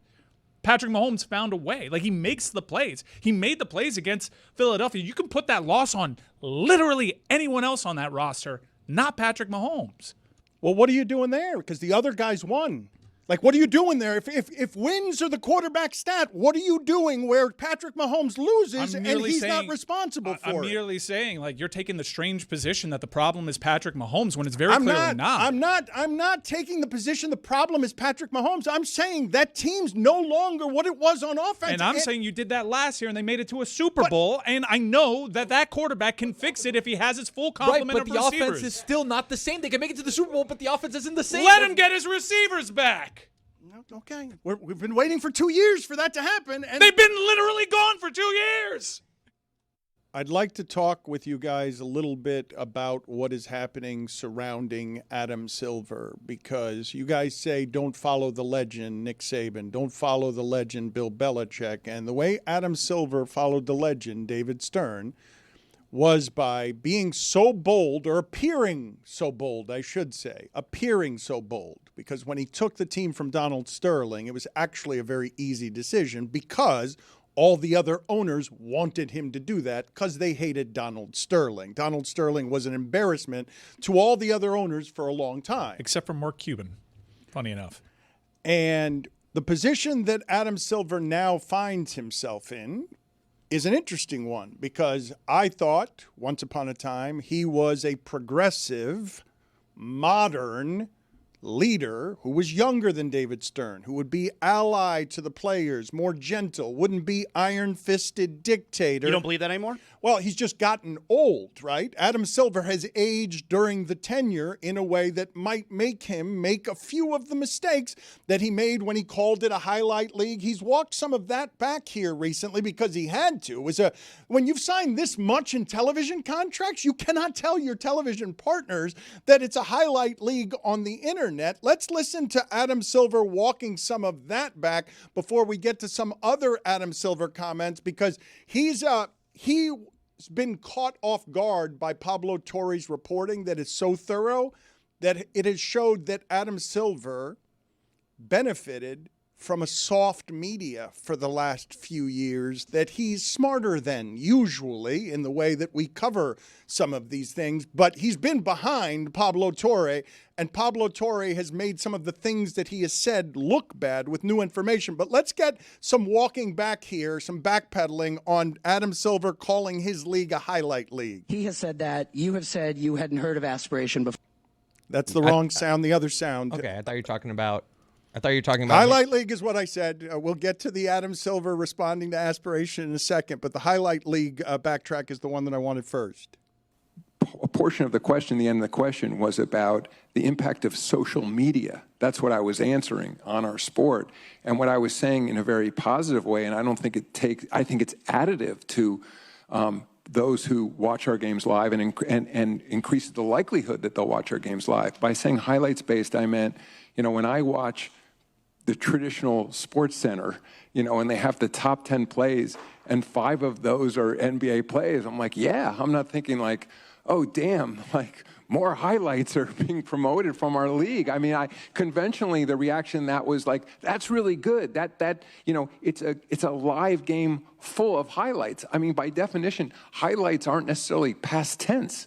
I mean, like when the NBA games are packed with action, and I guess it was misconstrued, but the point I was trying to make is that there is this community of social media followers, frankly, globally estimated at roughly around 2.5 billion people connect with the NBA in some way. I think he's full of crap.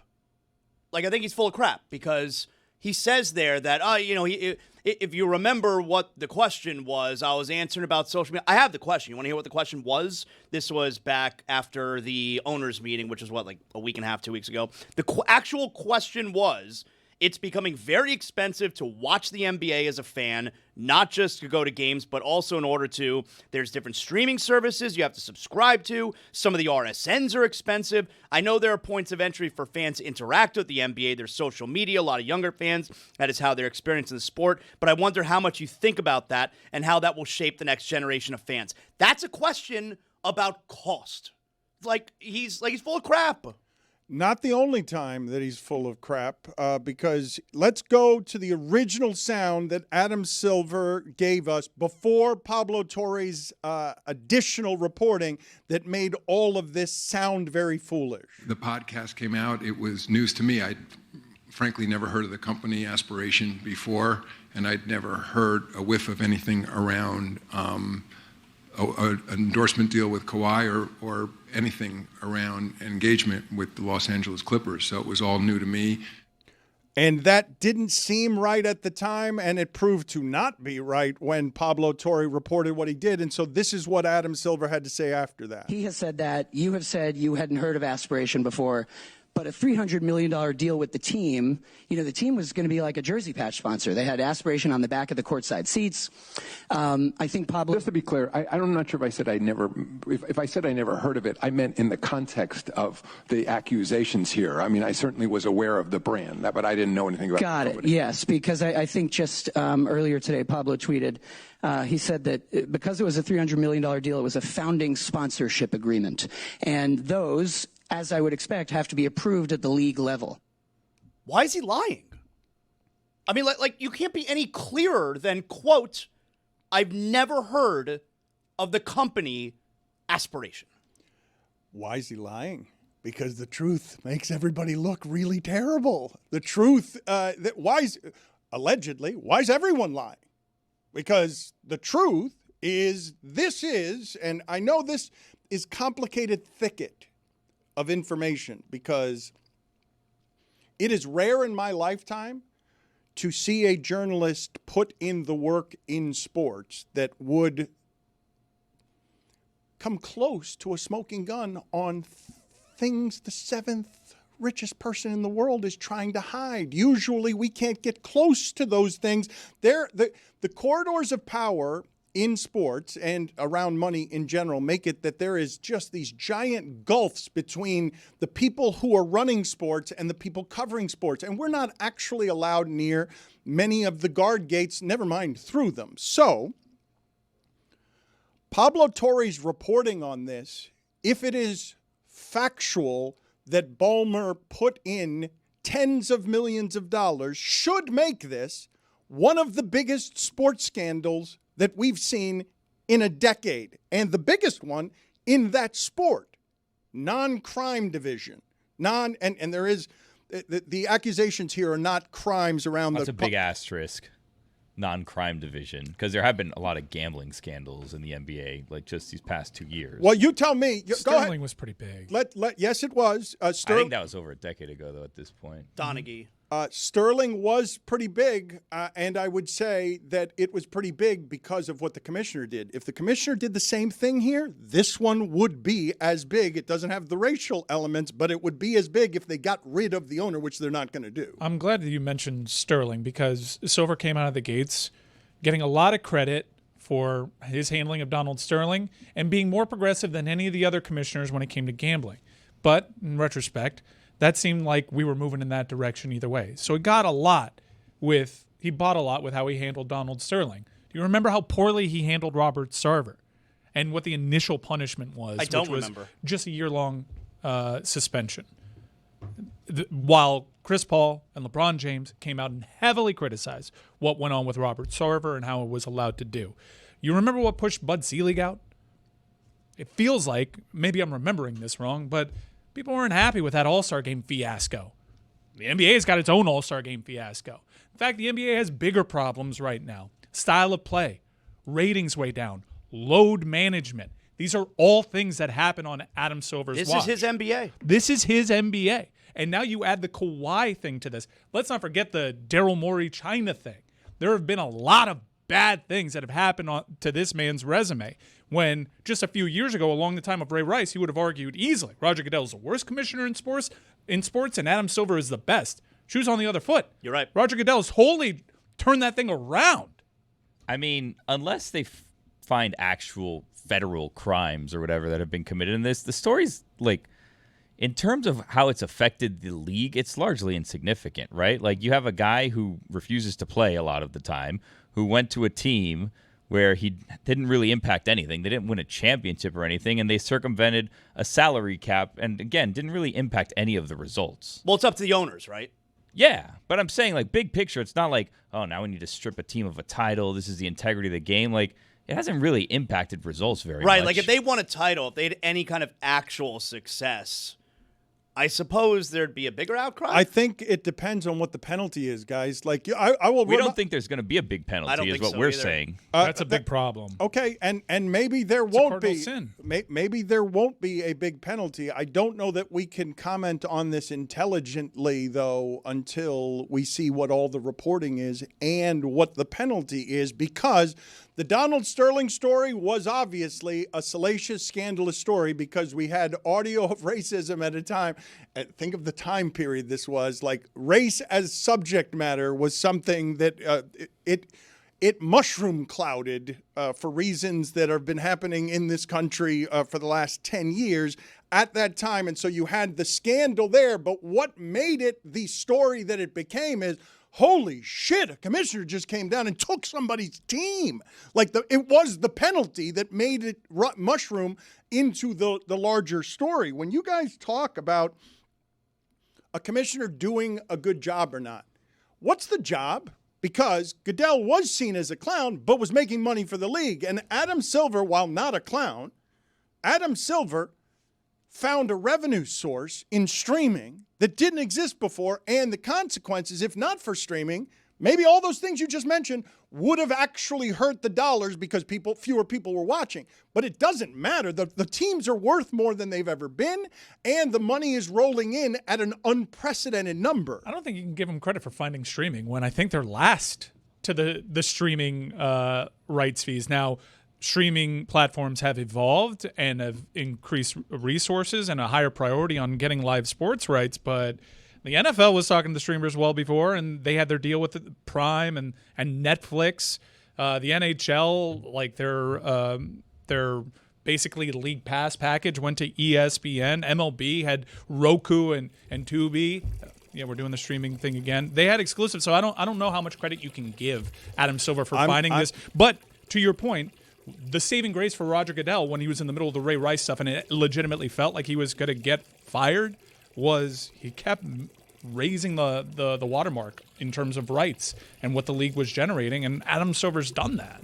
I'm not giving Adam Silver credit for discovering streaming. I'm simply saying that by happenstance, an amount of money has appeared out of nowhere that makes it so that those owners are probably happy with the job Adam Silver's doing, because I will ask you guys again, what is the commissioner's primary job? Because I think we think of it as protect the league, protect the optics, protect the future of the league. And I think the owners say, no, how much cash are you making me right now? That's the number one job of Adam Silver. No, you're right. I think the average sports fan thinks the commissioner's job is to be in charge of the league, to be like the law and order of the league and be in charge of making sure everything is fair and just. But in pro sports, it's literally the job of the commissioner just to make the owners But few money. sports a decade ago were better positioned for global domination, like the NBA.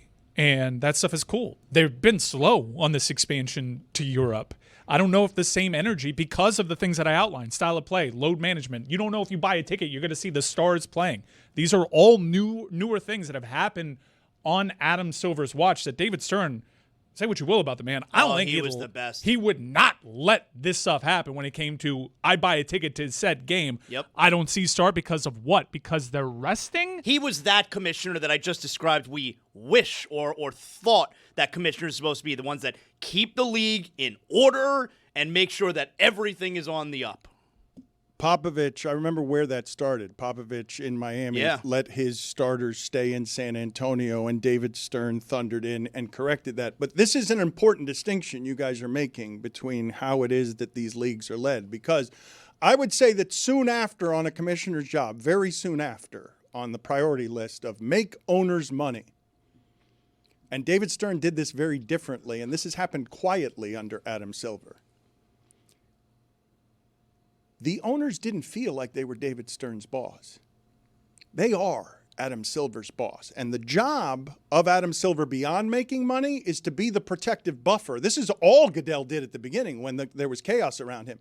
Hey, make sure this doesn't get near Jerry Richardson. Make sure that none of this gets close to the money. Just take the hit as the leader of the league so that we're not yelling about any of the owners. Be the protective buffer on this. But here he's compromised, because this is an owner everyone loves, and this is an owner who is very much Adam Silver's boss.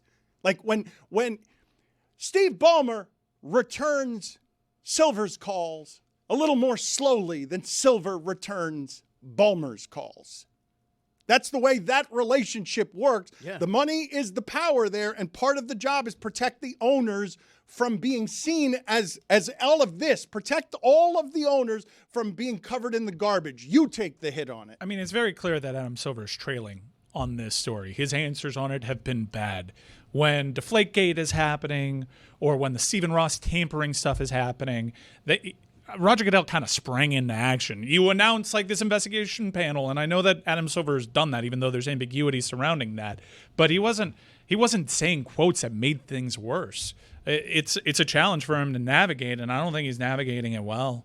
When you say, Zaslow, that Adam Silver is full of crap, aren't we all, like actually, literally, aren't we all full of crap? You're talking about the GI tract, yes. I'm talking about how your back hurts when you take a big dump.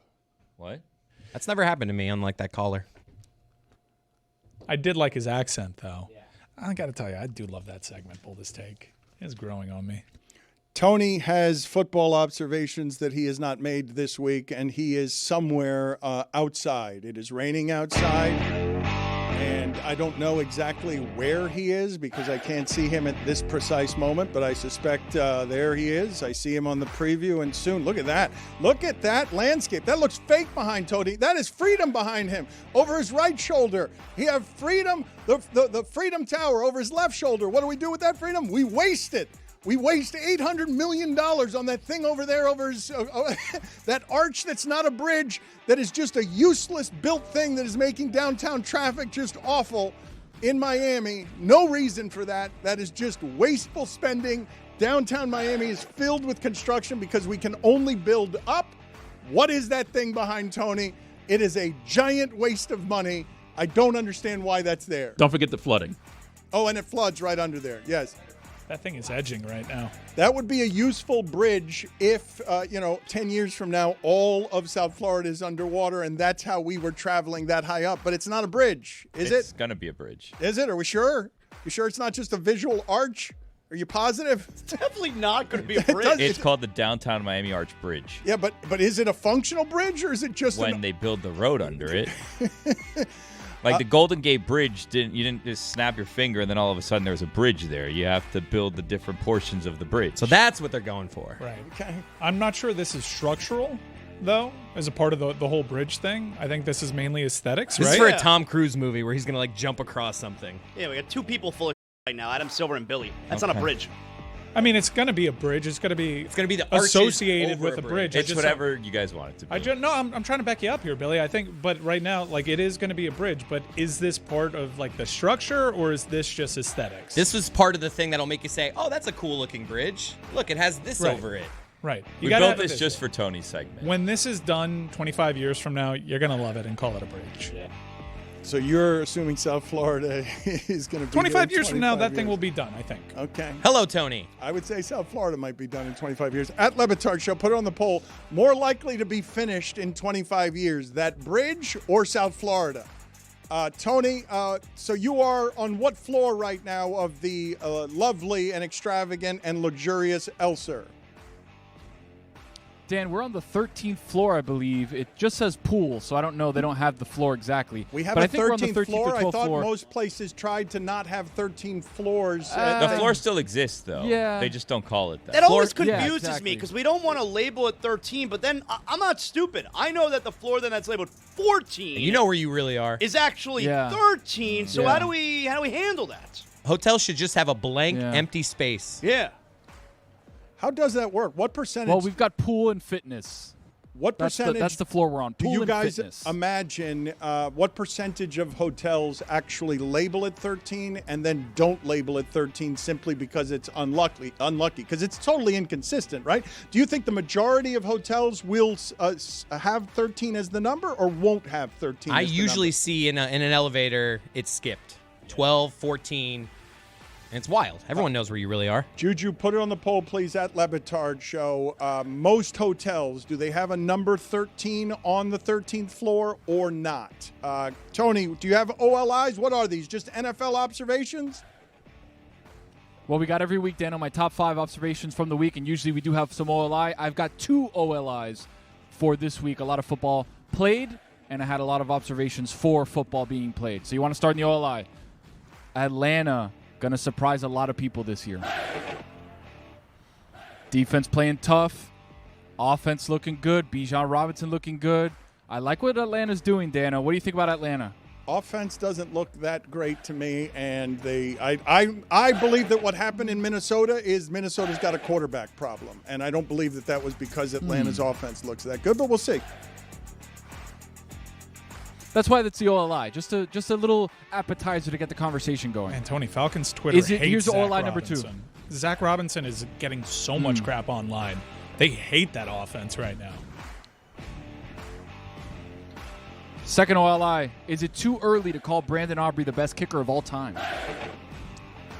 Put it on the poll, please, at Le early? Batard Show, Juju. Is it too early to call Brandon Aubrey the I best don't like kicker what I'm of all doing, time? but it's Justin Tucker. Clearly. We talked about Justin Tucker earlier. Oh, wow. Is anyone going to be desperate enough to sign him? And we failed to mention he's suspended the first 10 games of the season. That's a good point. However, week 11, people start getting desperate. How long does Brandon Aubrey have to keep this up to be the best kicker of all time? Couple years? 10 more years, I think. Yeah, 10 more years. More than just a few games. 65 At least a few more games. 10 years and 10 years guys. of making everything. And then falling off for his last season, and he mean- can be in that conversation. I'm not going to do this where we forget how incredible Justin Tucker was. Or Sebastian Janikowski. Seabass. Smoking a cigarette on the sidelines. I love that. All right, starting off at number 5, Mike stand up. Cam Ward showing flashes. There's something there with Cam Ward. And I don't love the 37-yard throw across his body. Yeah, number 1 pick. I don't love the 37-yard throw across his body from the 6-yard line, which is a terrible throw somehow or another, across his body, away from kind of like a fadeaway throw, and he still gets it there. There's flashes there, Dano. You're not allowed to claim you're seeing things other people don't see when it's a number 1 overall pick. Could be something there. But again, there's been a lot of number 1 picks as of recent that haven't been good. You called number 1 picks ass. You can't do last segment. Did you forget that? I'm not or going to no? let you do this. You're not allowed to take credit for thinking You Cam called Ward Trevor might Lawrence be good. ass. Yeah, he's ass. No, I didn't say Cam Ward might be good. Okay. All right. Okay. Fine. Number 4. Panic meter at 5 right now for Chicago. My internal panic meter's at 5. What number I'm does not it go ready up to to? go 7 or 8.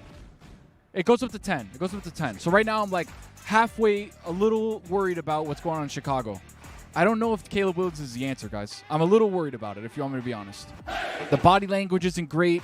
There's plays that he makes that are just like, what are you doing? Kind of like the Trevor Lawrence situation. It's like you always try to find a way to lose the game somehow. Caleb Williams, even though he makes great plays, makes some really stupid plays. I'm just like, I'm a little bit worried about the situation over there. Dan, what's your panic meter at for Chicago? Oh, this is good. I want to know this. Out of 10, Dan. 8? Wow. Yeah, out of 10. Whoa. Wow. Over 2 games, you're at an 8 already? I mean, it's not 2 games. It's 2 seasons. It's not 2 games. I made Tony go. But it's 2 seasons, and if they wanted Caleb Williams to be the solution, they need to not allow 50 points against the Lions. Good point. But it's only 2 games in of Ben Johnson, right? I feel like I almost trust Ben Johnson more than I do Caleb Williams trying to get things back on track. He made Jared Goff a $200 million quarterback. So that's why I have it at a 5 right now, because Ben Johnson, I still trust him enough to maybe dial things in for Caleb Williams. All right, number 3. A lot of questions here on the Tony's Top 5. Number 3, is it time to have a conversation about Joe Burrow? Time to have a conversation about Joe Burrow. He gets 6 hit a seasons in lot the NFL. more. He gets hit a lot more than any other quarterback. It made Andrew Luck retire. Andrew Luck was retired Andrew Luck was sacked 50 times fewer during this portion of their careers than Joe Burrow. He's getting hit way too much. Out of 6 seasons, 3 of them could be potentially season-ending with injuries. So 50% clip of being healthy is not good. I feel like there's a conversation that needs to be had. I don't know if I'm the one to have it. I just feel like somebody maybe needs to have it. So just wanted to put that out there for others. Thank you. All right, number 2. Yeah, just food for thought. That's what I do here, food for thought. Something going on in L.A. Rams and Chargers are tough. Dan, you said it. Rams are built Ram tough, but the Chargers also seem to be kicking ass. The 2 L.A. teams that nobody in L.A. cares about. Dan, you spent a lot of time in L.A. You were on the beat for the Chargers a couple years ago, I remember. You were talking to Sedano, I think. What is the vibe right now in L.A. where all of a sudden your teams are good? Dan, you're second home in L.A. What do you think? Zaslow says that Jim Harbaugh is an all-time great as a coach. Yeah, it's true. Why would I not say something true? Their defense, no one can throw downfield on them through 2 games. Like, you have to dump because their corners and their secondary is too good. And what about the Rams? Ram tough. The Rams are going to be that for as long as Stafford's there. I'm going, look, man, Stafford in the playoffs is the guy who beat Brady.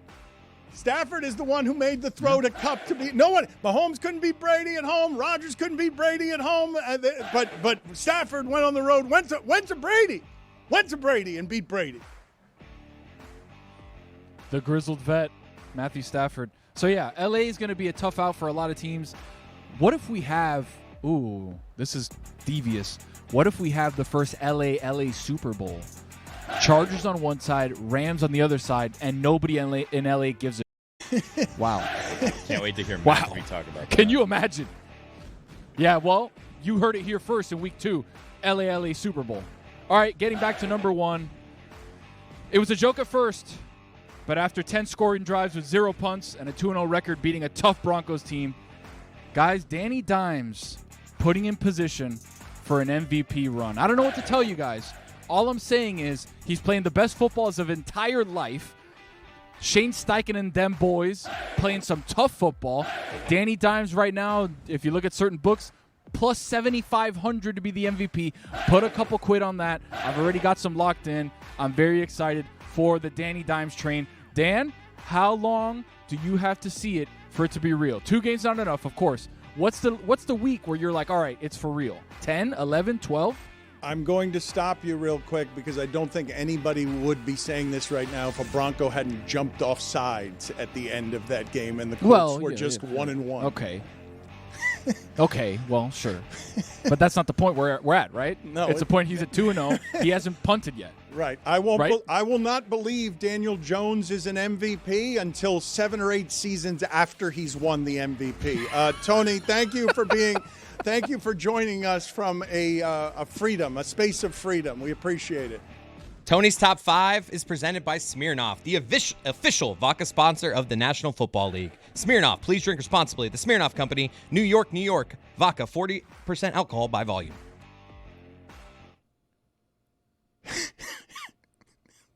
What's up? Today is the 30th birthday for... I'm not pushing it. I'll push it. I got it. But I'm just laughing at your What's reading. up? I'm just laughing at your reading in general. But he stumbled over a word. I wish you guys could have like the director's cut of Chris I Cody see cursing. you shouting F-bombs when you read. Today is the 30th birthday for Patrick Mahomes. Happy birthday to him. I don't care. Good luck. I should also mention that he has the most TD passes, wins, playoff wins, and is tied for the most Super Bowl wins before turning 30. And It's a good career before it ended this season. Pretty impressive. I don't think he's going to age like Brady, though. Is he a Hall of Famer already? Yes. Oh, okay.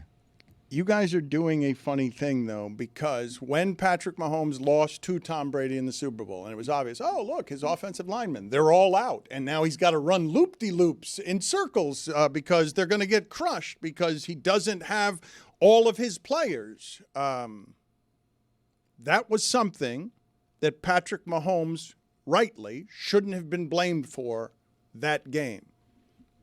What Patrick Mahomes is enduring right now is very nice, Mike, that you all defend him when he's responsible for all the winning, but isn't responsible for any of the losing. That's a good position to be in. That's right, and he's earned it. I'm sorry, why are we doing this? Like, if there's one dude that's deserved, like, hey, hold on, let's not write this dude off. And I know maybe you were feeling a little cocky because you were so right about writing off Tom Brady 7 years before he retired.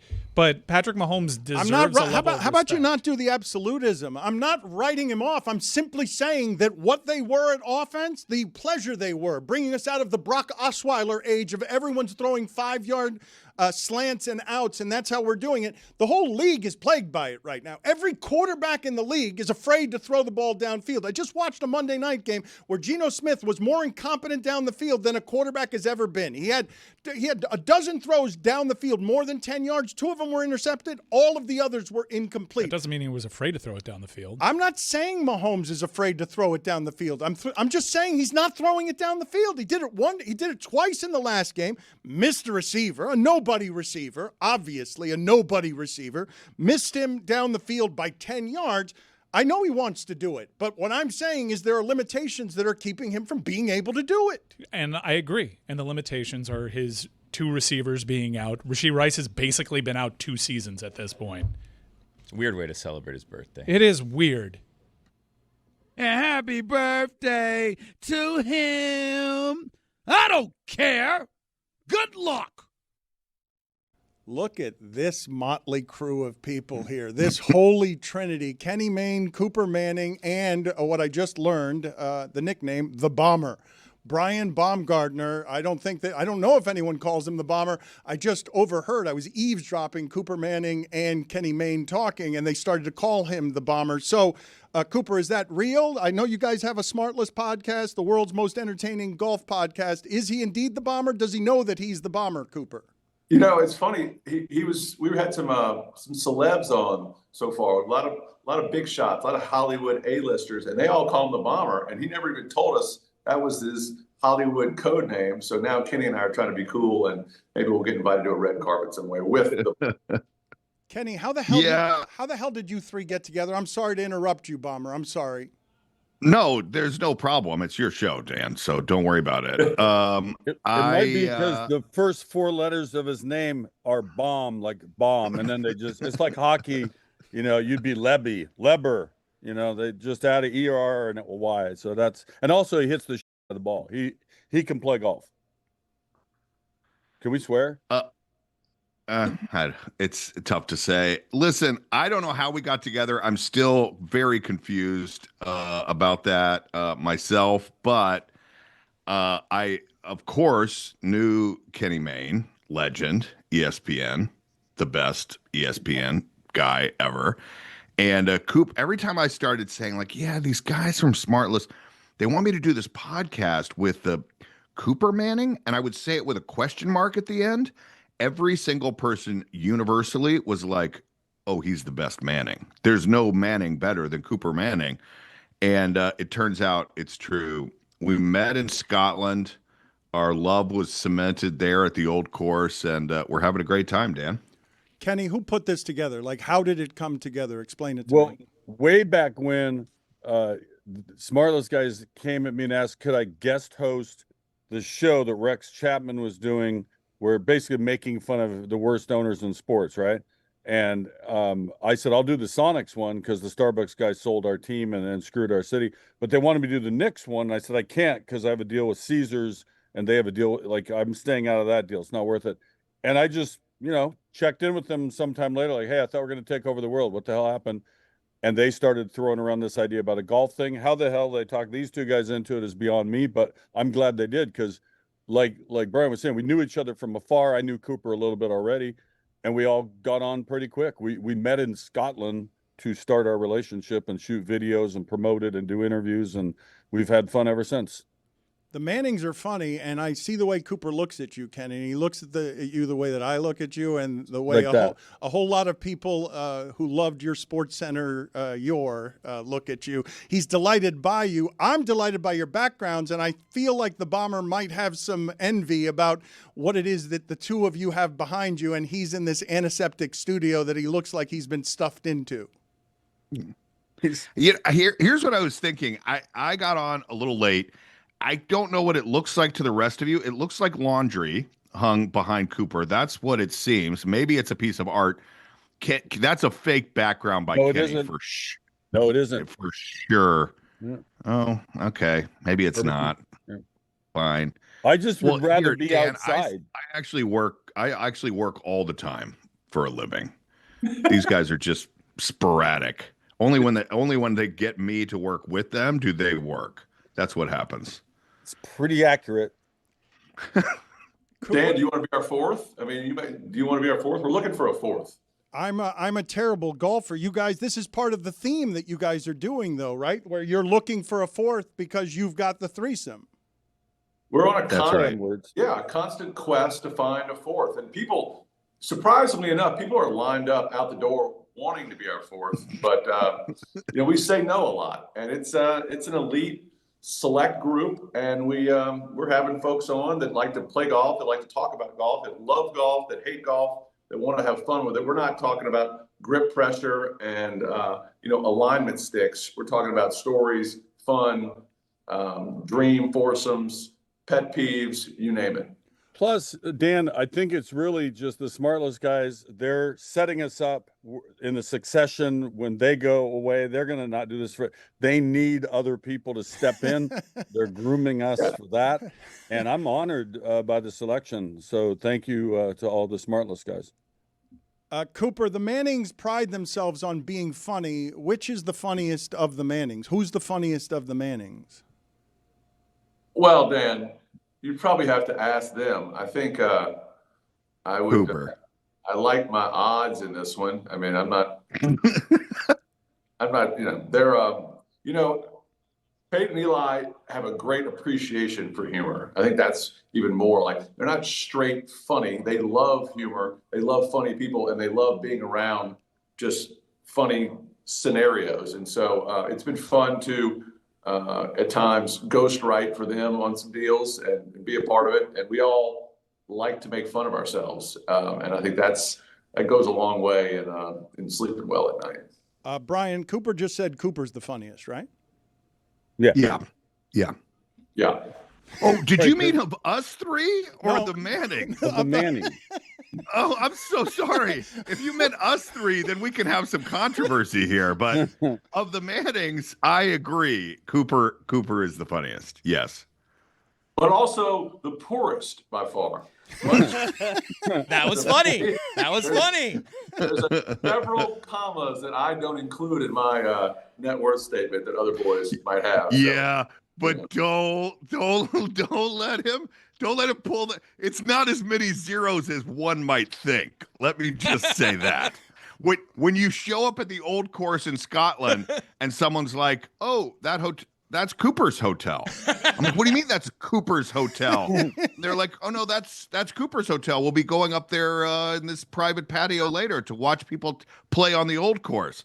I'm like, "Oh, okay. Yeah, I get how it is." It's kind of like when you see Eli's Super Bowl trophy in my den. Like that's my Super Bowl trophy. Something like that. If you own half of a urinal in a hotel, you get to call it your hotel. Put it on the poll, Juju, at Le Batard Show. If you own half a urinal in a hotel, do you own the hotel? Cooper, you look and sound like your brothers. Very often people realize that upon seeing you or hearing you, correct? Sure. Yes, I am. It was funny. I was in Indianapolis 2 days ago, and I walked over. St. Elmo's is the great steakhouse, and they have another great spot called Harry and Izzy's. I said, I'm going to walk in here because Peyton's, a well-known figure in Indianapolis. And I walked in, sat at the bar, ate a cheeseburger, hung out at the bar, looked around, and not one single person recognized me. So, you never know. You have your days of anonymity and you have your days of people just trying to figure it out. So apparently they've either forgot about Peyton or don't care about me in Indy. I got either one of those going for me. We Need a Fourth is the name of the podcast. New episodes releasing every Monday on the SiriusXM app, the SiriusXM PGA Tour radio channel.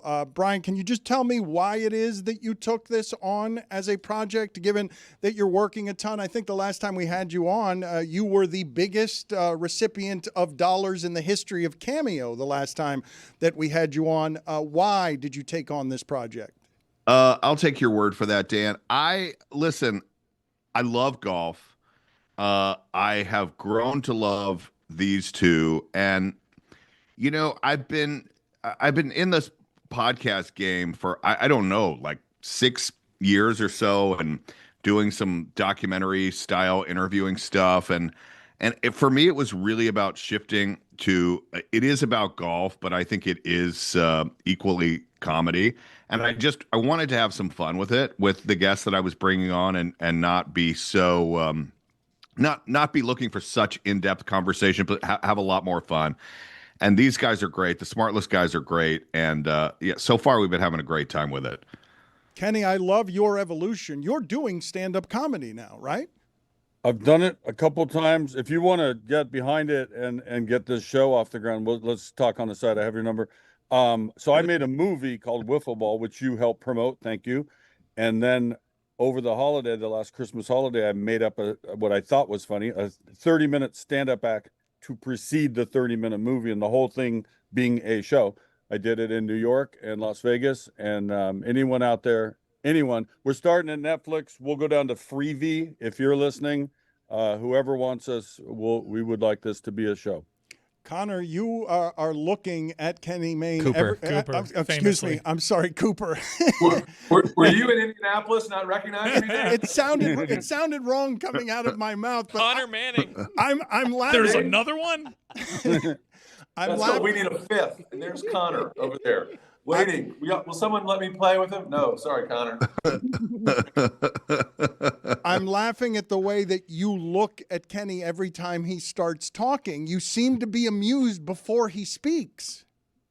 I am. And I think that's kind of the whole reason this little fiefdom works. Because Brian and I try to keep it relatively in the fairway with little nuggets of asinine behavior, but Kenny is in the rough, in the bunker, in someone else's bunker, eating someone else's ham and cheese sandwich out of their bag and drinking their beer, and I adore every minute of it. Yes, he is a delight to go to work with, and it's fun. I mean, these podcasts are great and all, but it's much more fun doing it with two guys that you really like being around, and I think that's kind of the way this whole podcast works. Is we're adding guests that we would want to play golf with anyway. I've been around long enough to not when you go, God, I'd love to have those 4 hours back. That's not fun. So we're getting the right guys who appreciate the love of the game, so to speak. Cooper, how much of your regular day is consumed with anything surrounding your son, from reading things or watching clips or just thinking about Texas football? I watch nothing. I read nothing, which is liberating. And I go to the games and just be a regular dad. How does this work with Kenny and Brian in terms of watching Texas football? Do you have any sort of investment in Texas football now, Brian? That is such an interesting question because we started this, we were, spoiler, I don't know if you know how the business works, Dan, but, we pre-taped a lot of these, all right? We've been working on it for a few months, and I'm a big University of Georgia fan, and I started, because we have this relationship where we all rib each other, and I was ribbing him about Texas and, we're going to kick your ass this year, and I can't wait to be at the game in Athens, and November 16th.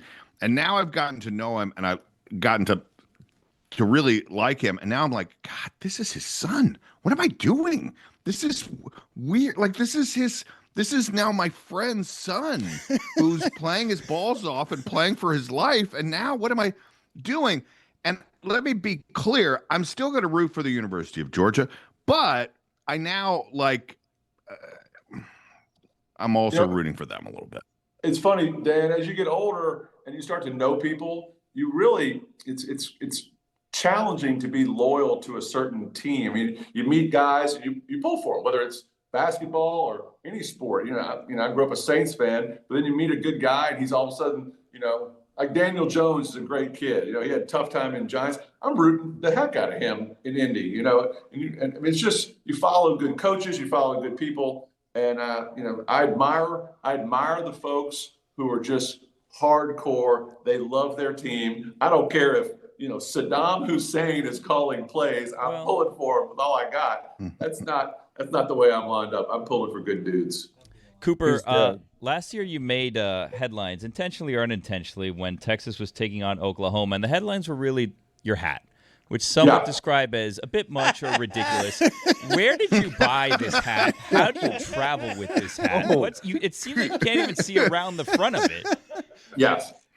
If you've never been, the Texas OU Red River rivalry is an amazing event. It was. I've only been to 2 of them now, and it's essentially a state fair, a huge state fair, and there just happens to be a football game going on in the middle of it. I think some people are there eating cotton candy and riding rides and not realizing there's 100,000 people cheering in a stadium. But I was a little nervous, as always. I'd had 2 Bloody Marys, and I walked into the state fair and just wearing a normal baseball cap, and I saw the most obnoxious cowboy hat I'd ever seen. It looked like it should be serving guacamole in the middle of it. And I said, I'm wearing that today. And it was $23, and it was sunny, it was hot, and I was just it looks ridiculous. Being a jackass. Where is but it? See, here's the great thing about Kenny or about Cooper is that he would wear that. And there were no comments about it. He's just sitting there wearing it. We show up. All right, he's like a big Austin guy now. I think I can say you're spending a little time in Austin now because of your son.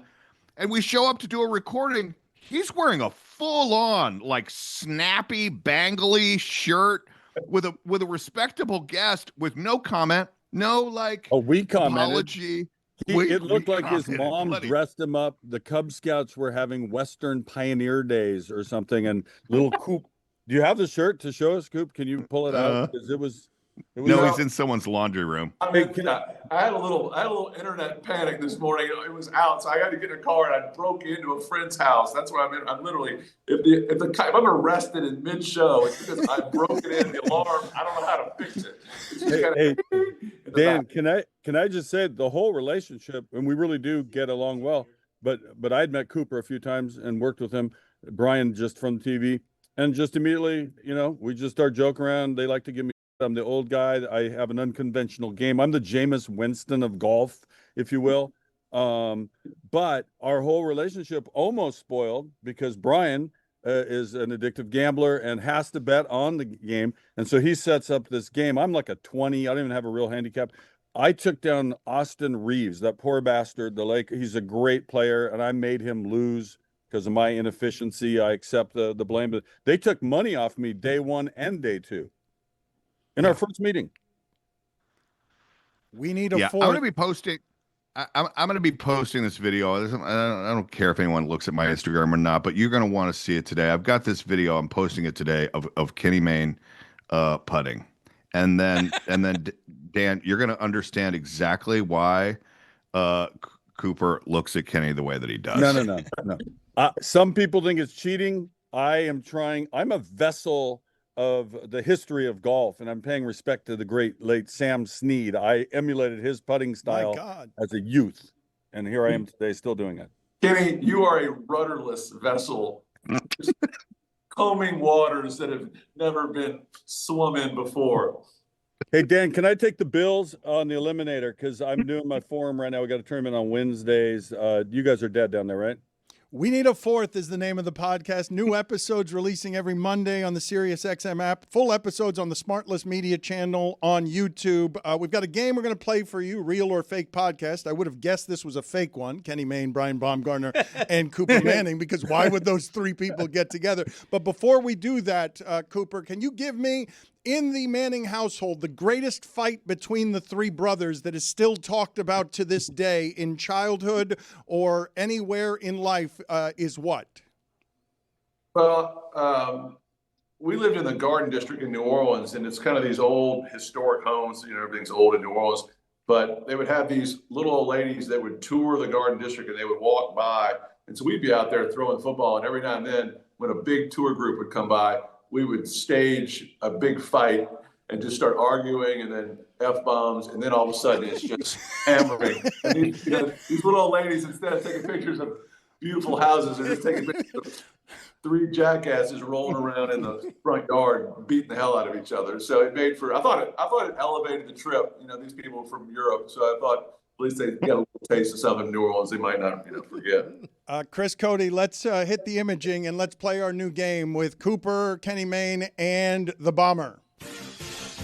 Listen up. Time to think fast. Is this a real or fake podcast? We'll give you 5 podcasts. You guys can collectively decide if that podcast is a real podcast or a fake podcast. First one up, Seahawks Stories with Jim Zorn. Kenny, we don't have an episode where he doesn't talk about Seattle. I'm saying fake, but you have to know. This one's on you, Kenny. I just saw Jim Zorn a month ago. I'm going to say yes. I think he was an XFL coach. He's looking for something to do. Yeah, it's a thing. It's yes. Jim Zorn does indeed co-host a podcast called There you go. Seahawks Stories. There you go. He's doing a great job. We could very well call Kenny's part of We Need a Fourth Seattle Stories, and we wouldn't miss a beat. Yeah. Next one, Carpool with David, Derek, and Darren Carr. Yes, I believe that one. You think it's a yes? I mean, that's a no. That's a good title. I want to get behind that. If it's not real, let's make it real. Was cesspool not an option? It is a fake podcast. But there is a Darren Carr. So they can conceivably make this one. Okay. Next one. Tom Brokaw. Now hear this. No, he's just fly fishing. He's done. He's not doing that. He may be done, but this is an active podcast, so you can still listen to. The RSS feed is still alive. Wow. He hasn't posted a new episode in several years, but it's real. Oh, that's come on. It existed. That's the better in the Bomber. Bomber would not pay that bet. No, I would not pay that bet. That's dead. Welcher. Next one up. Der Basketball with Detlef Schrempf. No. He's just golfing. He's another Seattle reference. Thanks. No, I don't think it's real. I think he would have told me. It is fake. Although he needs to get on Der Basketball. Perfect. Yes. And last one. We missed one. Well, Kenny the can one's in sniff out a fake or a real, anything involving the state of Washington within seconds. Last one. Hate to say it with Josh Duhamel. That's Brian's area. Hollywood, what do you got? It sounds so not real at all, but I'm going for the fake out. I'm going to say it's real. It is fake. Gentlemen, it was a pleasure. Look at Baumgartner throwing F-bombs. He's furious in that antiseptic coffin I know that was broadcast from. Hey, Dan, we will change your game. It's like the Hank Haney one slice fix video. Come on our show. We'll get you out there. You'll be having a good time. These three guys are funny, and Cooper, I almost called him Connor again, is the funniest of the Mannings. We need a fourth. New episodes every Monday, SiriusXM app, and full episodes on the Smartless Media channel on YouTube. A pleasure, gentlemen. Thank you for making the time. We're trying. Thanks, Dan. Well, I just got in from doing the top 5 outside. Muggy, by the way. But you know what I just hit that made me feel so much better? A nice little liquid IV. Got the water, 16 ounces, poured it inside of the bottle. You look hydrated. Guzzled it down because it's delicious. And what this one had that others don't, because liquid IV has a lot of different things. This one had the L-theanine with the caffeine. Boosted me up. Yep, the caffeine. I am ready to go for this segment. And I am very excited. 2 different flavors, strawberry, kiwi, and blackberry lemonade. I had the blackberry lemonade one. Delicious. So good. So wherever I go, I keep one in my car, in my bag, have it always ready just in case I'm thirsty, and this one hydrates me really well. And this show is sponsored by Liquid IV. Don't let the grind drain you. Ditch the glitch with 0 sugar and 0 crash from Liquid IV. Tear, pour, live more. Go to liquidiv.com and get 20% off your first order with code Dan at checkout. That's 20% off your first order with code Dan at liquidiv.com. Jessica's going to join us here to talk some college football. Zaslow going to be, you're going to be game day. You don't have to travel this week. Yeah, I'm excited. I'm here. We got College Football Campus Tour for ESPN Radio. We're going to be broadcasting from our Airstream from Fan Zone, which is on the stadium grounds on Saturday morning. So not a campus tour. I don't know if you understand, but the stadium is not on campus. You ever been to University of Miami? Yeah, I don't understand what a campus tour like implies. I don't know if you understand the implication of a campus For someone tour. who lives in Miami, it sounds like you don't have a clue. Campus. Have you ever watched a football game? Campus. Okay, very good. Tony, before we get to Jessica, I've been hearing that a parlay came to you on the way to work. Dan, some things you think about, right? We're building up parlays. You're like, oh, yeah, Mike Evans over 50.5. You do all these different things. And then sometimes things just get dropped into your lap. This was an incredible story of things dropping into my lap divinely, may I add, okay? So I'm heading over to the Metro Rail. Metro Rail's already rolling in. I have to run up the stairs, which is obviously embarrassing, running after the stairs. Top we three. talked about yesterday. Yeah, I think it was three. number 2. It was number 2. Running up the stairs. Hold on. The door's closing. I'm running in, embarrassingly. Put my arm in. I'm able to open the doors. I get in, right? But the problem is that cart, packed. It's like 1,000 people in that cart, so I'm standing. So I look over to the cart next to me. That one's got an empty seat. So I get out of that cart at the next stop, and I roll over to the next one, find my seat, sit down kind of midway. I'm on my phone checking, scores, checking news, checking Twitter, and then I just feel this phone be kind of like put to my face. So I have my headphones on. I'm not paying attention. I kind of look over, and then it's this lady she's like, hey, can you check this for me? And I'm like, check this for you. So I kind of like zoom in on what she's asking me to check on. Let's put it up on the screen. It was a parlay that she built. She's like, this is my first bet ever. Can you check it out for me? I'm like, you just give off parlay. And I'm like, yeah, I'll check it out for you. And I look at it, I'm like, Bill's money line, okay. I think the 20.5 is probably 30.5. She probably missed someone making their first bet ever Zaz. is putting together a 5-leg parlay. Yes. So the story's made up. Okay. Roy is like writing down these bets right now. It's a good parlay. Dan, all of a sudden I look, I'm like, Josh Allen over 1.5. I'm like, okay. James Cook over 48.5 rushing yards. I'm like, okay. Dalton Kincaid over 20.5 receiving yards. I'm like, damn, this is actually pretty good. I'm like, yeah, this looks good. She's like, should I singles bet it or should I all parlay it together? And I was like, this is your first bet? She's like, yeah. And I'm like, all right, it's parlay. It's a degenerate you're talking to. Yeah, I want that to go on the screen again. Put it back on the screen. Billy and I is want you to skeptical. zoom out. Billy is okay, he making can faces. be skeptical. He doesn't believe this story. Doesn't believe any of it. Zoom out on this picture, please.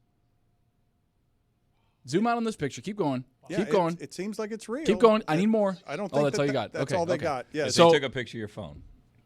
Is that my hand? No. I don't know. It's hard to tell. Tough to tell. Yeah. Tough to tell. That's not his hand. That's not his hand. It's Let me see your hand. Turn it around. It's tough to tell. Put a phone in it. Also, not my phone. That looks like it. Does this? Let me see the crevice between your thumb and the rest Does this of story your hand. come complete with an ending? The ending is I put the bet in myself because I was like, this is no way that I'm not being given this parlay, looking at it for a first time, and it's like, yeah, this is actually pretty good parlay. But I'm locking it in. Jessica, how do you feel and welcome? How do you feel about game day being in Miami, Zaslow being in the fan zone that's not Hell a campus? yeah. Well, let me ask you guys this first. Do you guys think Florida is a good football team? Not really. Then there's your answer, Dan. It's a game against it's a good football team versus a not good football team when there's a lot of games that are probably going to be a couple good football teams. Indiana, Illinois, hello. Oh, but you can't send game day to Indiana, Illinois when you've got Miami in the top 5. It's a fair criticism, and a lot of people are heated about this, and I think Jess is speaking to something. I don't think Florida is as bad as other people say. They have 2 losses. They lost at what became a ranked team. I know USF is now others receiving votes. Well, the other option have been Norman. Utah, Texas Tech. Utah, Texas Tech, Big Noon is at. They've already done the double up on Big Noon. So I think the argument against it should probably be Illinois, Indiana, but they've already done that. And if they want to go back-to-back years with Kirk Cignetti not being pressed on his non-conference schedule. Tulane, Ole Miss, anyone? Get out of I mean, here there's with- a lot. get There's out a of lot here of with good games. Get out There's of a here lot, with and that Tulane, one's on ESPN too. I think Why? FSU Miami in a couple weeks that you could have done if you wanted Miami. True. Well, if you wanted Miami, your only opportunity to come to Miami is this one, probably. Like, you can go to Tallahassee, which, as we know, is the absolute worst. We'll see if they're actually there in a couple of weeks. But they wanted some novelty. They wanted a different look. This is I've done my own reporting on this because it doesn't really make sense. There are ranked versus ranked matchups out there. Miami, I can tell you Miami was always at the top of their list. Yes, and if there's a team to blame for this, it's probably South Carolina getting smashed at home by Diego Pavia that kind of took Mizzou, South Carolina off the table. Jess, how do you feel about Diego Pavia?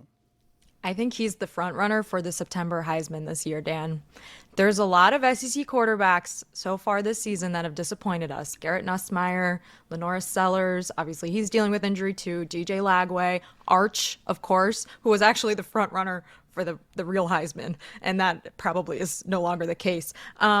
Diego Pavia, as expected, just having a tremendous season. And now he is petitioning once again for another season of eligibility. That's not exactly what's happening. What's happening is that he went to JUCO, and so they had an injunction that allowed him to play this season. But apparently his attorney was also arguing that the 4-year eligibility rule is anti-competitive. So anyways, that's a whole side tangent about Diego Pavia. But he's playing really well. Through 2 games this season was, I think, the best quarterback via passer rating in college football. And then, of course, they beat South Carolina this past weekend by a lot of points. South Carolina had to play without Lenora Sellers in the second half. But he's not only a great passer, Dan, not only an exciting quarterback, but you'll see him lay someone out with the block here and there. And it's probably not good for long-term health and security, but it is awesome to watch. Your quarterback just go out there and bam! First down. Yeah. Jess, why are you broadcasting live from like the haunted mansion? It seems like. Is there a dungeon behind what's that up door? with that door? Wouldn't you like to know? This actually is the door. This is the transfer portal. This is the portal that players go in and out of when they transfer. Reporting live from the transfer portal. There is something about that door. What is that material? It looks like something you'd find in a castle. Yes, can you open that door and look for Jeremiah Smith? I will do that. It's actually leather, Dan. The door is leather. Lehman found this door at a salvage yard somewhere in Upper Manhattan, and it was allegedly from a church, but it does have a peephole, which does beg the question, was it really from a church, or was it from a house of ill repute? I'm not sure if we'll ever know. It's a good door, though. It's a fine Could be either, honestly. door. It could be. You were making some faces Both. while Mike was talking, and I don't know which was the thing that you were objecting to. She tends to do that with me. I do, Mike, and I also am very expressive in general, so it's not just you. I make faces at everyone, but I received a text message while you were talking. I won't say who it's from, but it said death taxes and Mike Ryan trying to make the argument that the team UM is playing against is better than they actually are when they stink. So that was I received that text message. I reacted to that text message while you were talking because you said Florida's really not that bad. Cool. I happen to give Ethan or Taylor my best. Also, it was neither. Okay. It was neither. All right, give him my best. Give him my best. Look, you're a hating ass hater. I happen to agree. The whole thing is a hating ass hater vibe. I happen to agree with you. Florida's not that bad. I mean, it took LSU. The whole Florida LSU debacle, and I missed most of it because I was at the Notre Dame Texas A&M game, but Florida threw 5 picks and LSU still almost didn't pull that one off. I think that goes to show Florida's defense is fairly legit. DJ Lagway just can't throw 5 interceptions in a football game, and it's unclear if that's something he will get better at not doing at this point in the season. But yes, Mike, I wasn't making a face at you. I was making a face at the text message. I'm sorry. Let's see what her reaction is to a couple of press conference sounds we've played the last couple of days. Let's begin with Brian Kelly. He has since apologized for this. Let's get Jess's take on this sound. What are you seeing with your offense? Stop. Really? Is that the first question? We won the game 20-10. Try another question. What do you want me to tell you? I just laid it out for you. We played the game to win the game. We played the game to win the game. All right. How about third down then? What is going on with third down? It's one game. Last game, we were great on third down. You're looking at this from the wrong perspective. LSU won the football game. Won the game. I don't know what you want from me. What do you want? You want us to win 70-0 against Florida to keep you happy? No, I think people want to know why you can't run the ball, quite honestly. We can run the ball. Did you see the last play of the game?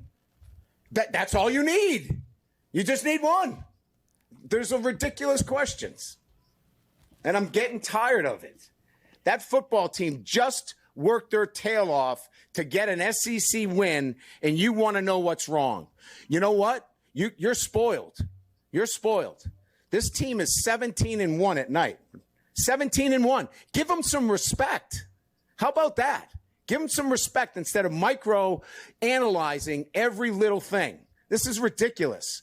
For a group of seasoned reporters, that kind of question is so out of line. I do want to state LSU's EPA per rush against Florida, according to GameOnPaper.com, minus 0.49. That is in the 1 percentile for that statistic. This is ridiculous. I think generally I get what he's saying, and he's right. When you play good football teams, and Florida, like we're debating currently, maybe is not that good of a football team, but when you play potentially good football teams, you really do only need a couple of plays. You don't need to run the ball well the whole game. So I think he's trying to defend his team there and say, like, they did enough to win, and that's what should matter. The other point of that is that reporters are not coming into the press room to congratulate you and tell you what a good job you did the whole time. So it's just bad messenger once again. Brian Kelly, just if he had said that in a chill way and it sounded like he was really trying to like defend his team for putting up a gutty performance and still winning despite struggling, then he doesn't have to apologize the next day. But instead he flies off the handle. And my take on all of this is that he needs to go back to yoga, because this was what he was like a lot of the time in the early years at Notre Dame. And then after 2016 he started doing yoga apparently, and he was a little bit chill after that. But I think like he's starting to regress back into, we saw him slam his fist on the table. He's going back into like purple face Brian Kelly vibes, and it's not a good place for him to be. I don't know what you want from me. Brian Kelly doing yoga is a funny visual. Put it on the poll, Yeah. please. Does purple-faced Brian Kelly need to go back to yoga? Also, find for me, please, why or how people fly off the handle. I don't know. I know what that expression means. I don't know what the starting point on it is. I do want to analyze just the beginning of that. I understand that the back and forth became contentious. I don't think it's an unfair question to say, what are you seeing with your offense? Like, it's not even a negative question. It's such super broad The question. tone, though, is kind of like, I know you think this is going to be happy, but what are you seeing? Like, the tone was like. What are you seeing with your offense is pretty open-ended. It was also like the 3 follow-ups that is like, I want you to say something bad here. The idiom of flying off the handle originates from the literal danger of an axe head flying off its wooden handle when swung vigorously, a sudden and uncontrolled event that could cause severe injury. Doing it off the top of your head. Nice, Tony. You're good that way. Let's play the Dabo sound. Yes, Jessica, what were you going to say? I was just going to think of another person we could blame for this. Like, I don't know which reporter this was, but maybe the SID for LSU needs to pick someone that they know is going to ask a cupcake to start out next time so that they can start out with like, oh, what a good job you did. You won, yay. And then get to, so by the way, you guys stink at third down, right? And maybe he would have been buttered up by then. But anyways, if we're going to blame anyone, it's Brian Kelly, of course. Let's get the Dabo sound and play that for Jessica, please. If they want me gone, if they tired of winning, they can send me on their way because that's all we've done is win. So if they tired of winning, we've won this league 8 out of the last 10 years. Is that not good? I'm just asking. Is that good? I don't know if that's good or not. To win your league 8 out of 10 years, to go to the playoffs 7 out of 10 years, to be in 4 national championships, win it twice. Yeah, we're a little down right now. Take your shots, but I got a long memory in case y'all don't know. We'll be all right. We'll bounce back. This is a program built to last. Always has been. Always will be. And I would just say if you give up on us if you don't believe in us because we've lost 2 games down to the last straight and we're one, you didn't believe in us anyway, so it don't matter. You wasn't all in anyway. If you're all in, you burn the ships, man. There ain't no exit strategy. Like, you're freaking all in. And hey, listen, I mean, if Clemson's tired of winning, they send me on my way, but I'm gonna go somewhere else and coach. I ain't going to the beach. Hell, I'm 55. I got a long way to go. Y'all gonna have to deal with me for a while. I got a long way to go. I'm just getting going. I'm just now good enough to be a head coach. This is only like a few minutes of what was just like a long rant of him saying basically like, what the hell, guys? Haven't I done enough for you? And it's another situation where it's like, I get what he's saying. He's got a point. Jess, everything all right? Coming to get you ambulances. To that door. I live in New York now, Time guys. is up. And people are getting frustrated with him because now it's been several years of the same story. It's like, all right, we're struggling. We're going to make a change here. We're going to do this here. We're going to do that there. And I think Clemson fans felt like this year was finally coming together, right? Like they have the they made the big defensive coordinator hire. It's the second year with their new offensive coordinator and Cade Klubnik. It was better last year and maybe he'll get even better now, but that just hasn't been the case so far. And it's kind of one of those things where it's like Dabo's got a point, but I don't think he's the right messenger for this. Won this league 8 out of the last 10 years. Is that not good? I'm just asking. Is that good? Do you think he knows, or is he like just saying that? I think he knows. Well, but how about this, though? Hasn't had an AP top 10 finish in the past 4 seasons and has lost 3 games each of the past 4 seasons. We've talked about the resume from 2015 to 2020, played in 4 national title games and won 2 of them. But the last, that's not disputable. Yeah, but in that the last season, they lost 3 games and they won an ACC and they made it to the college football playoff. They looked all right in losing to Texas. He has a point. This guy was an interim head coach when he took over a program that was Clemsoning all the time and disappointing. He's bought the right for people to, believe him. They were saying this last year about Clemson, and he made it to the CFP. Is that good? Can I give you guys like a little Team A versus Team B comparison I saw on social media from Connor O'Gara? Yes, you nailed that. That's apostrophe, Chris, not like Franco Harris. I don't know that fool. So Team A, 10-6 overall, 7-5 versus power conference teams, 3-0 versus the ACC, 4-5 versus the SEC, 2 wins versus AP top 25. Would you say, or top 15? Sorry, would you say that's a good team? Like 10-6 overall, 2 wins versus AP top 15. Yeah, that's it's a pretty solid good team. That's a solid team. Yeah, it's a tough schedule. Team B, 11-6 overall, 8-6 versus power conference teams, 8-2 versus the ACC, 0-4 versus the SEC, 1 win versus AP top 15. What would you say about that, Mike? Disappointing team. Team A is Vanderbilt and Team B is Clemson. That's some good she just did right there. That's some good maneuvering, some good chess piece maneuvering she did there. Like that was like a deposition. I think one team under their head coach is 7-1 against ranked teams, and their only loss was like 6 overtimes to Georgia, and that is of course Georgia Tech. Last year, SMU and Indiana showed us you can exist in these big mega conferences and avoid playing a super hard schedule. And it seems as though Georgia Tech has its toughest conference game behind them. Cal, it opens up really nicely for them. They have a very easy conference schedule. And I know you like Cal from I love Cal. From their Twitter presence. Let me talk about Cal for a second, Mike. This is like very navel-gazing, but I have been interviewed by several California-based media outlets about the Calgorithm over the past 4 months. They're not letting this thing go, and I love that for them. And they have a great quarterback, and they are 3-0 right now. But as all of the Cal fans on my Calgorithm have pointed out, this Cal team will disappoint you in new and surprising ways all the time. So while it looks like maybe it's all right in front of them, let's hold our horses for a little bit. Dan, do you want to know the origin of that? Tony, look it up. I do want to also mention Buzz. Haynes King is unbelievable. And if that is something that they can sustain over the course of the season, because he missed a couple games last year because of health reasons, I do really like Georgia Tech. And that's a well-coached team and a team that is very exciting to watch. Give us some fresh outrage. Anything on the AP poll, anything that you've got for us that is just freshly baked Jessica outrage?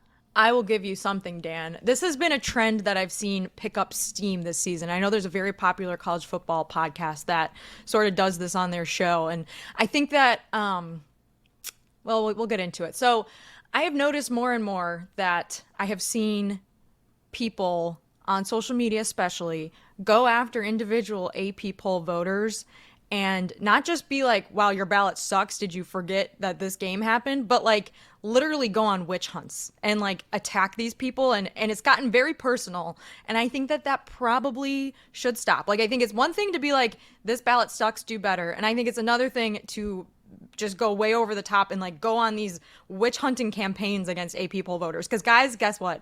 The AP poll doesn't choose the national champion anymore. It matters. It doesn't choose who's in the playoffs. It matters less and less. It's an interesting thing. It's a data point, but we don't have to like kill people over the AP poll if they have a bad ballot. Some people just, they are on a beat. Like if you've ever been someone whose job is to go to a college football game for a living and be a media member, like on a specific beat, it is very hard to watch the other 75 games happening that day. And then they have to turn in their ballots like right away, right at the end of all of the action. I think it's like due early Sunday morning and then it comes out. So I empathize because some people do miss things and they screw it up. And I've seen voters like double down when they've been called out. And it has made me a little cringe a little bit. But I just think like as a fan, I'm not going to go after someone because they had Notre Dame ranked 10th after this week because they might have just made a mistake. And if not, it doesn't really matter because there's a ton of other voters that had Notre Dame way lower. So it's going to be okay. To your point, they're going at these AP voters for very clearly not watching the games. I mean, there were some ballots that had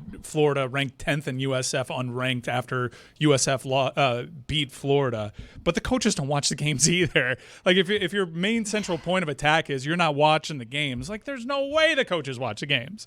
I'm just saying, like, I think it's fine to be like, hey, your ballot stinks. Like, what's up with your ballot? But it's another thing to be like, you're a effing loser and you should lose your job and you should be ashamed of your, like, I'm seeing crazy, it's social media. So obviously there's extremes of people like going after AP poll voters, but like, it's such a crazy thing to waste your time freaking out about, in my opinion. And I've seen all of the reaction about Notre Dame being ranked after losing the first 2 games of the season. And the crazy thing is Dan, do you remember who was ranked 24th last year after week 3? No, obviously.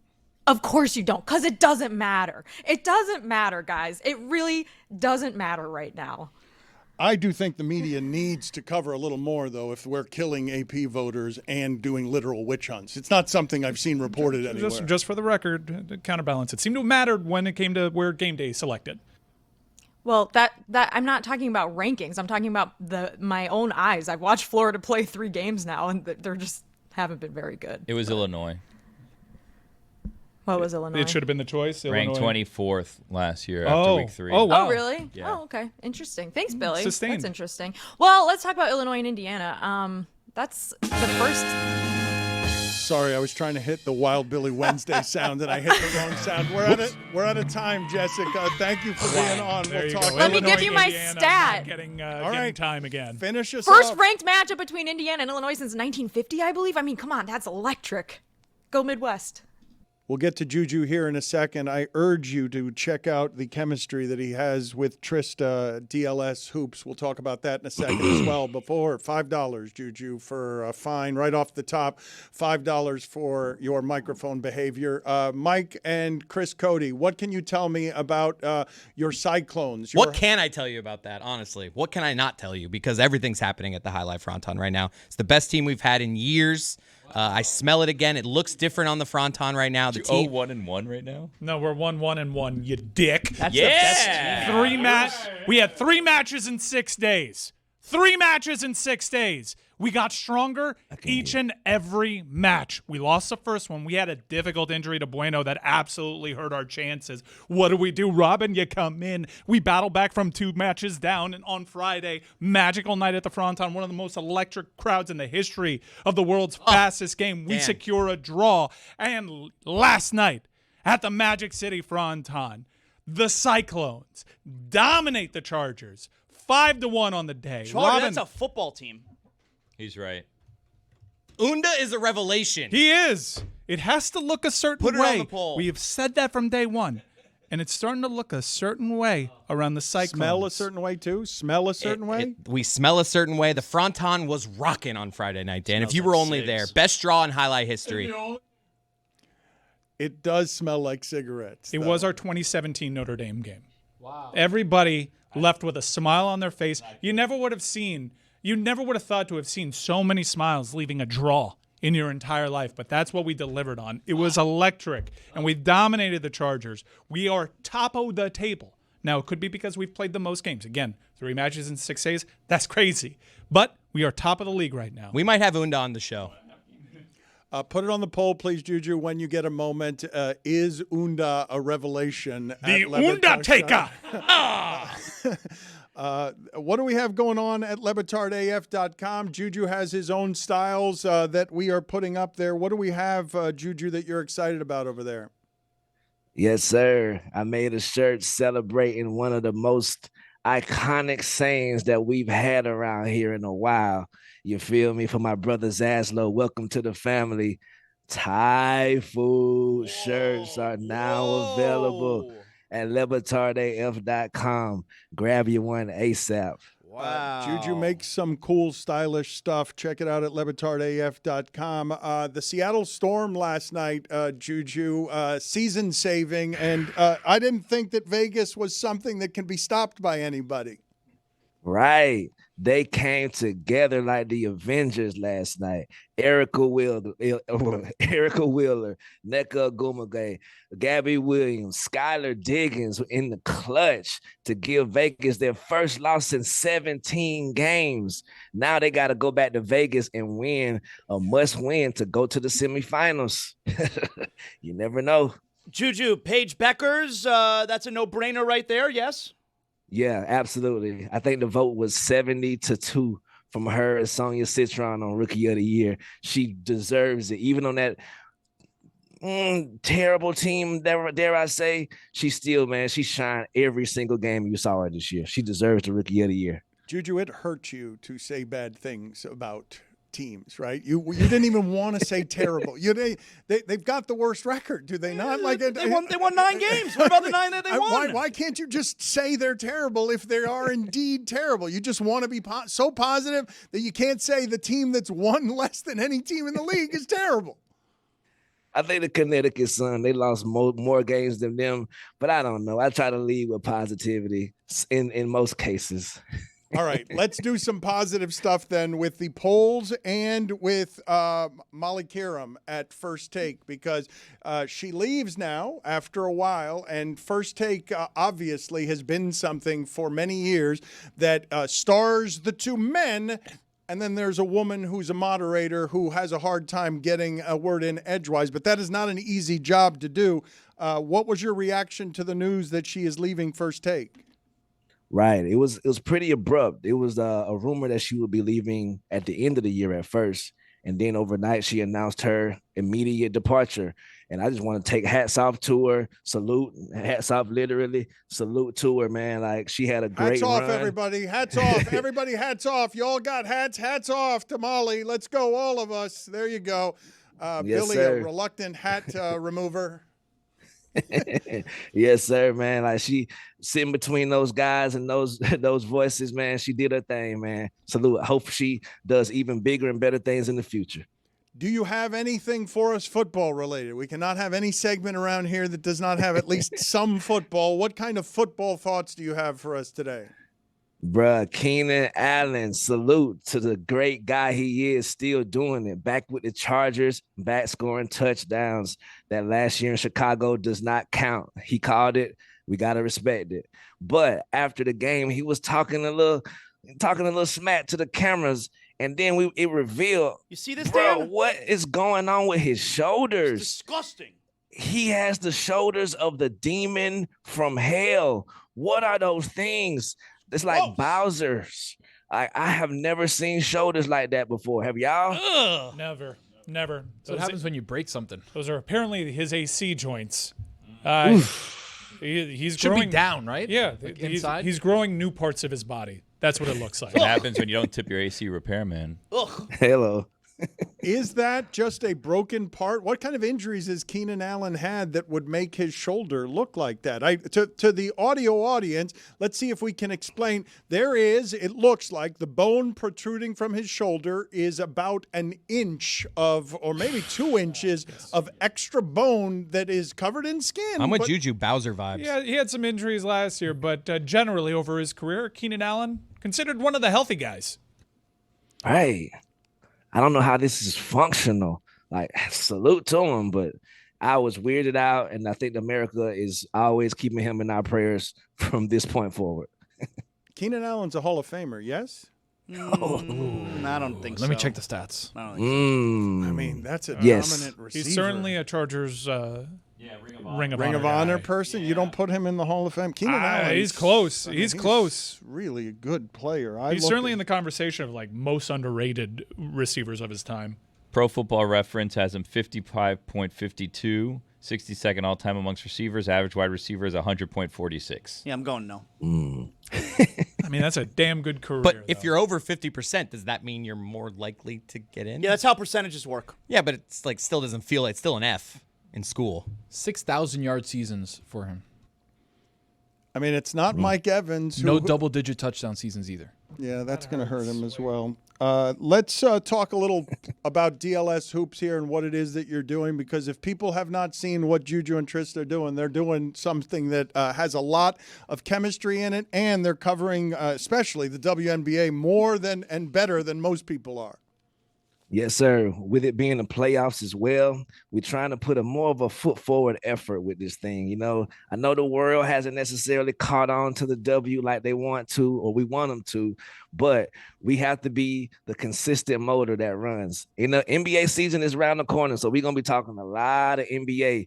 But right now, these ladies have the front of our attention right now. And me and Trista, big fans of the W. If you want to be a little bit more knowledgeable of the W, come check us out and we'll give you the knowledge without making you feel bad. You feel me? At DLS Hoops. Let's go ahead and update some polls. I don't know if we have any from yesterday. Are you doing yesterday and today or just today?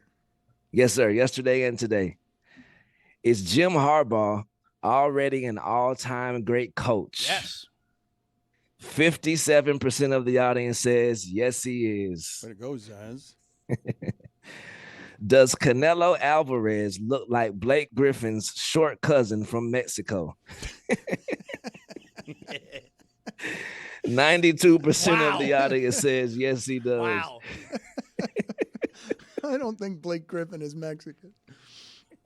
Also, damn, why are you texting Nick Wright that? Don't text Nick Wright that. When Pablo is having some success, don't instantly text Nick Wright. I feel like that was a party foul on your behalf. Most condescending, buddy, brother, or buster. 56% of the audience says buddy. Most condescending. Buddy more than Buster. Yeah. That was Billy. You came out hot today. That was 20 minutes in. You were hitting people with brothers, buddies, and busters. Yeah. More likely to be done in 25 years: the downtown Miami Bridge or South Florida? 82% of the audience says South Florida. 82% of the audience doesn't live here, so stay out of it. Is it too early to call Brandon Aubrey the best kicker of all time? 59% of the audience says yes, it is. Close. Close. Do most hotels use the number 13 for the 13th floor? 75% of the audience says no, they do not. And the last poll: if you own a urinal in a hotel, can you tell people that you own that hotel? 51% of the audience says yes, you can, and those are your polls. Connor Manning was great on the show today.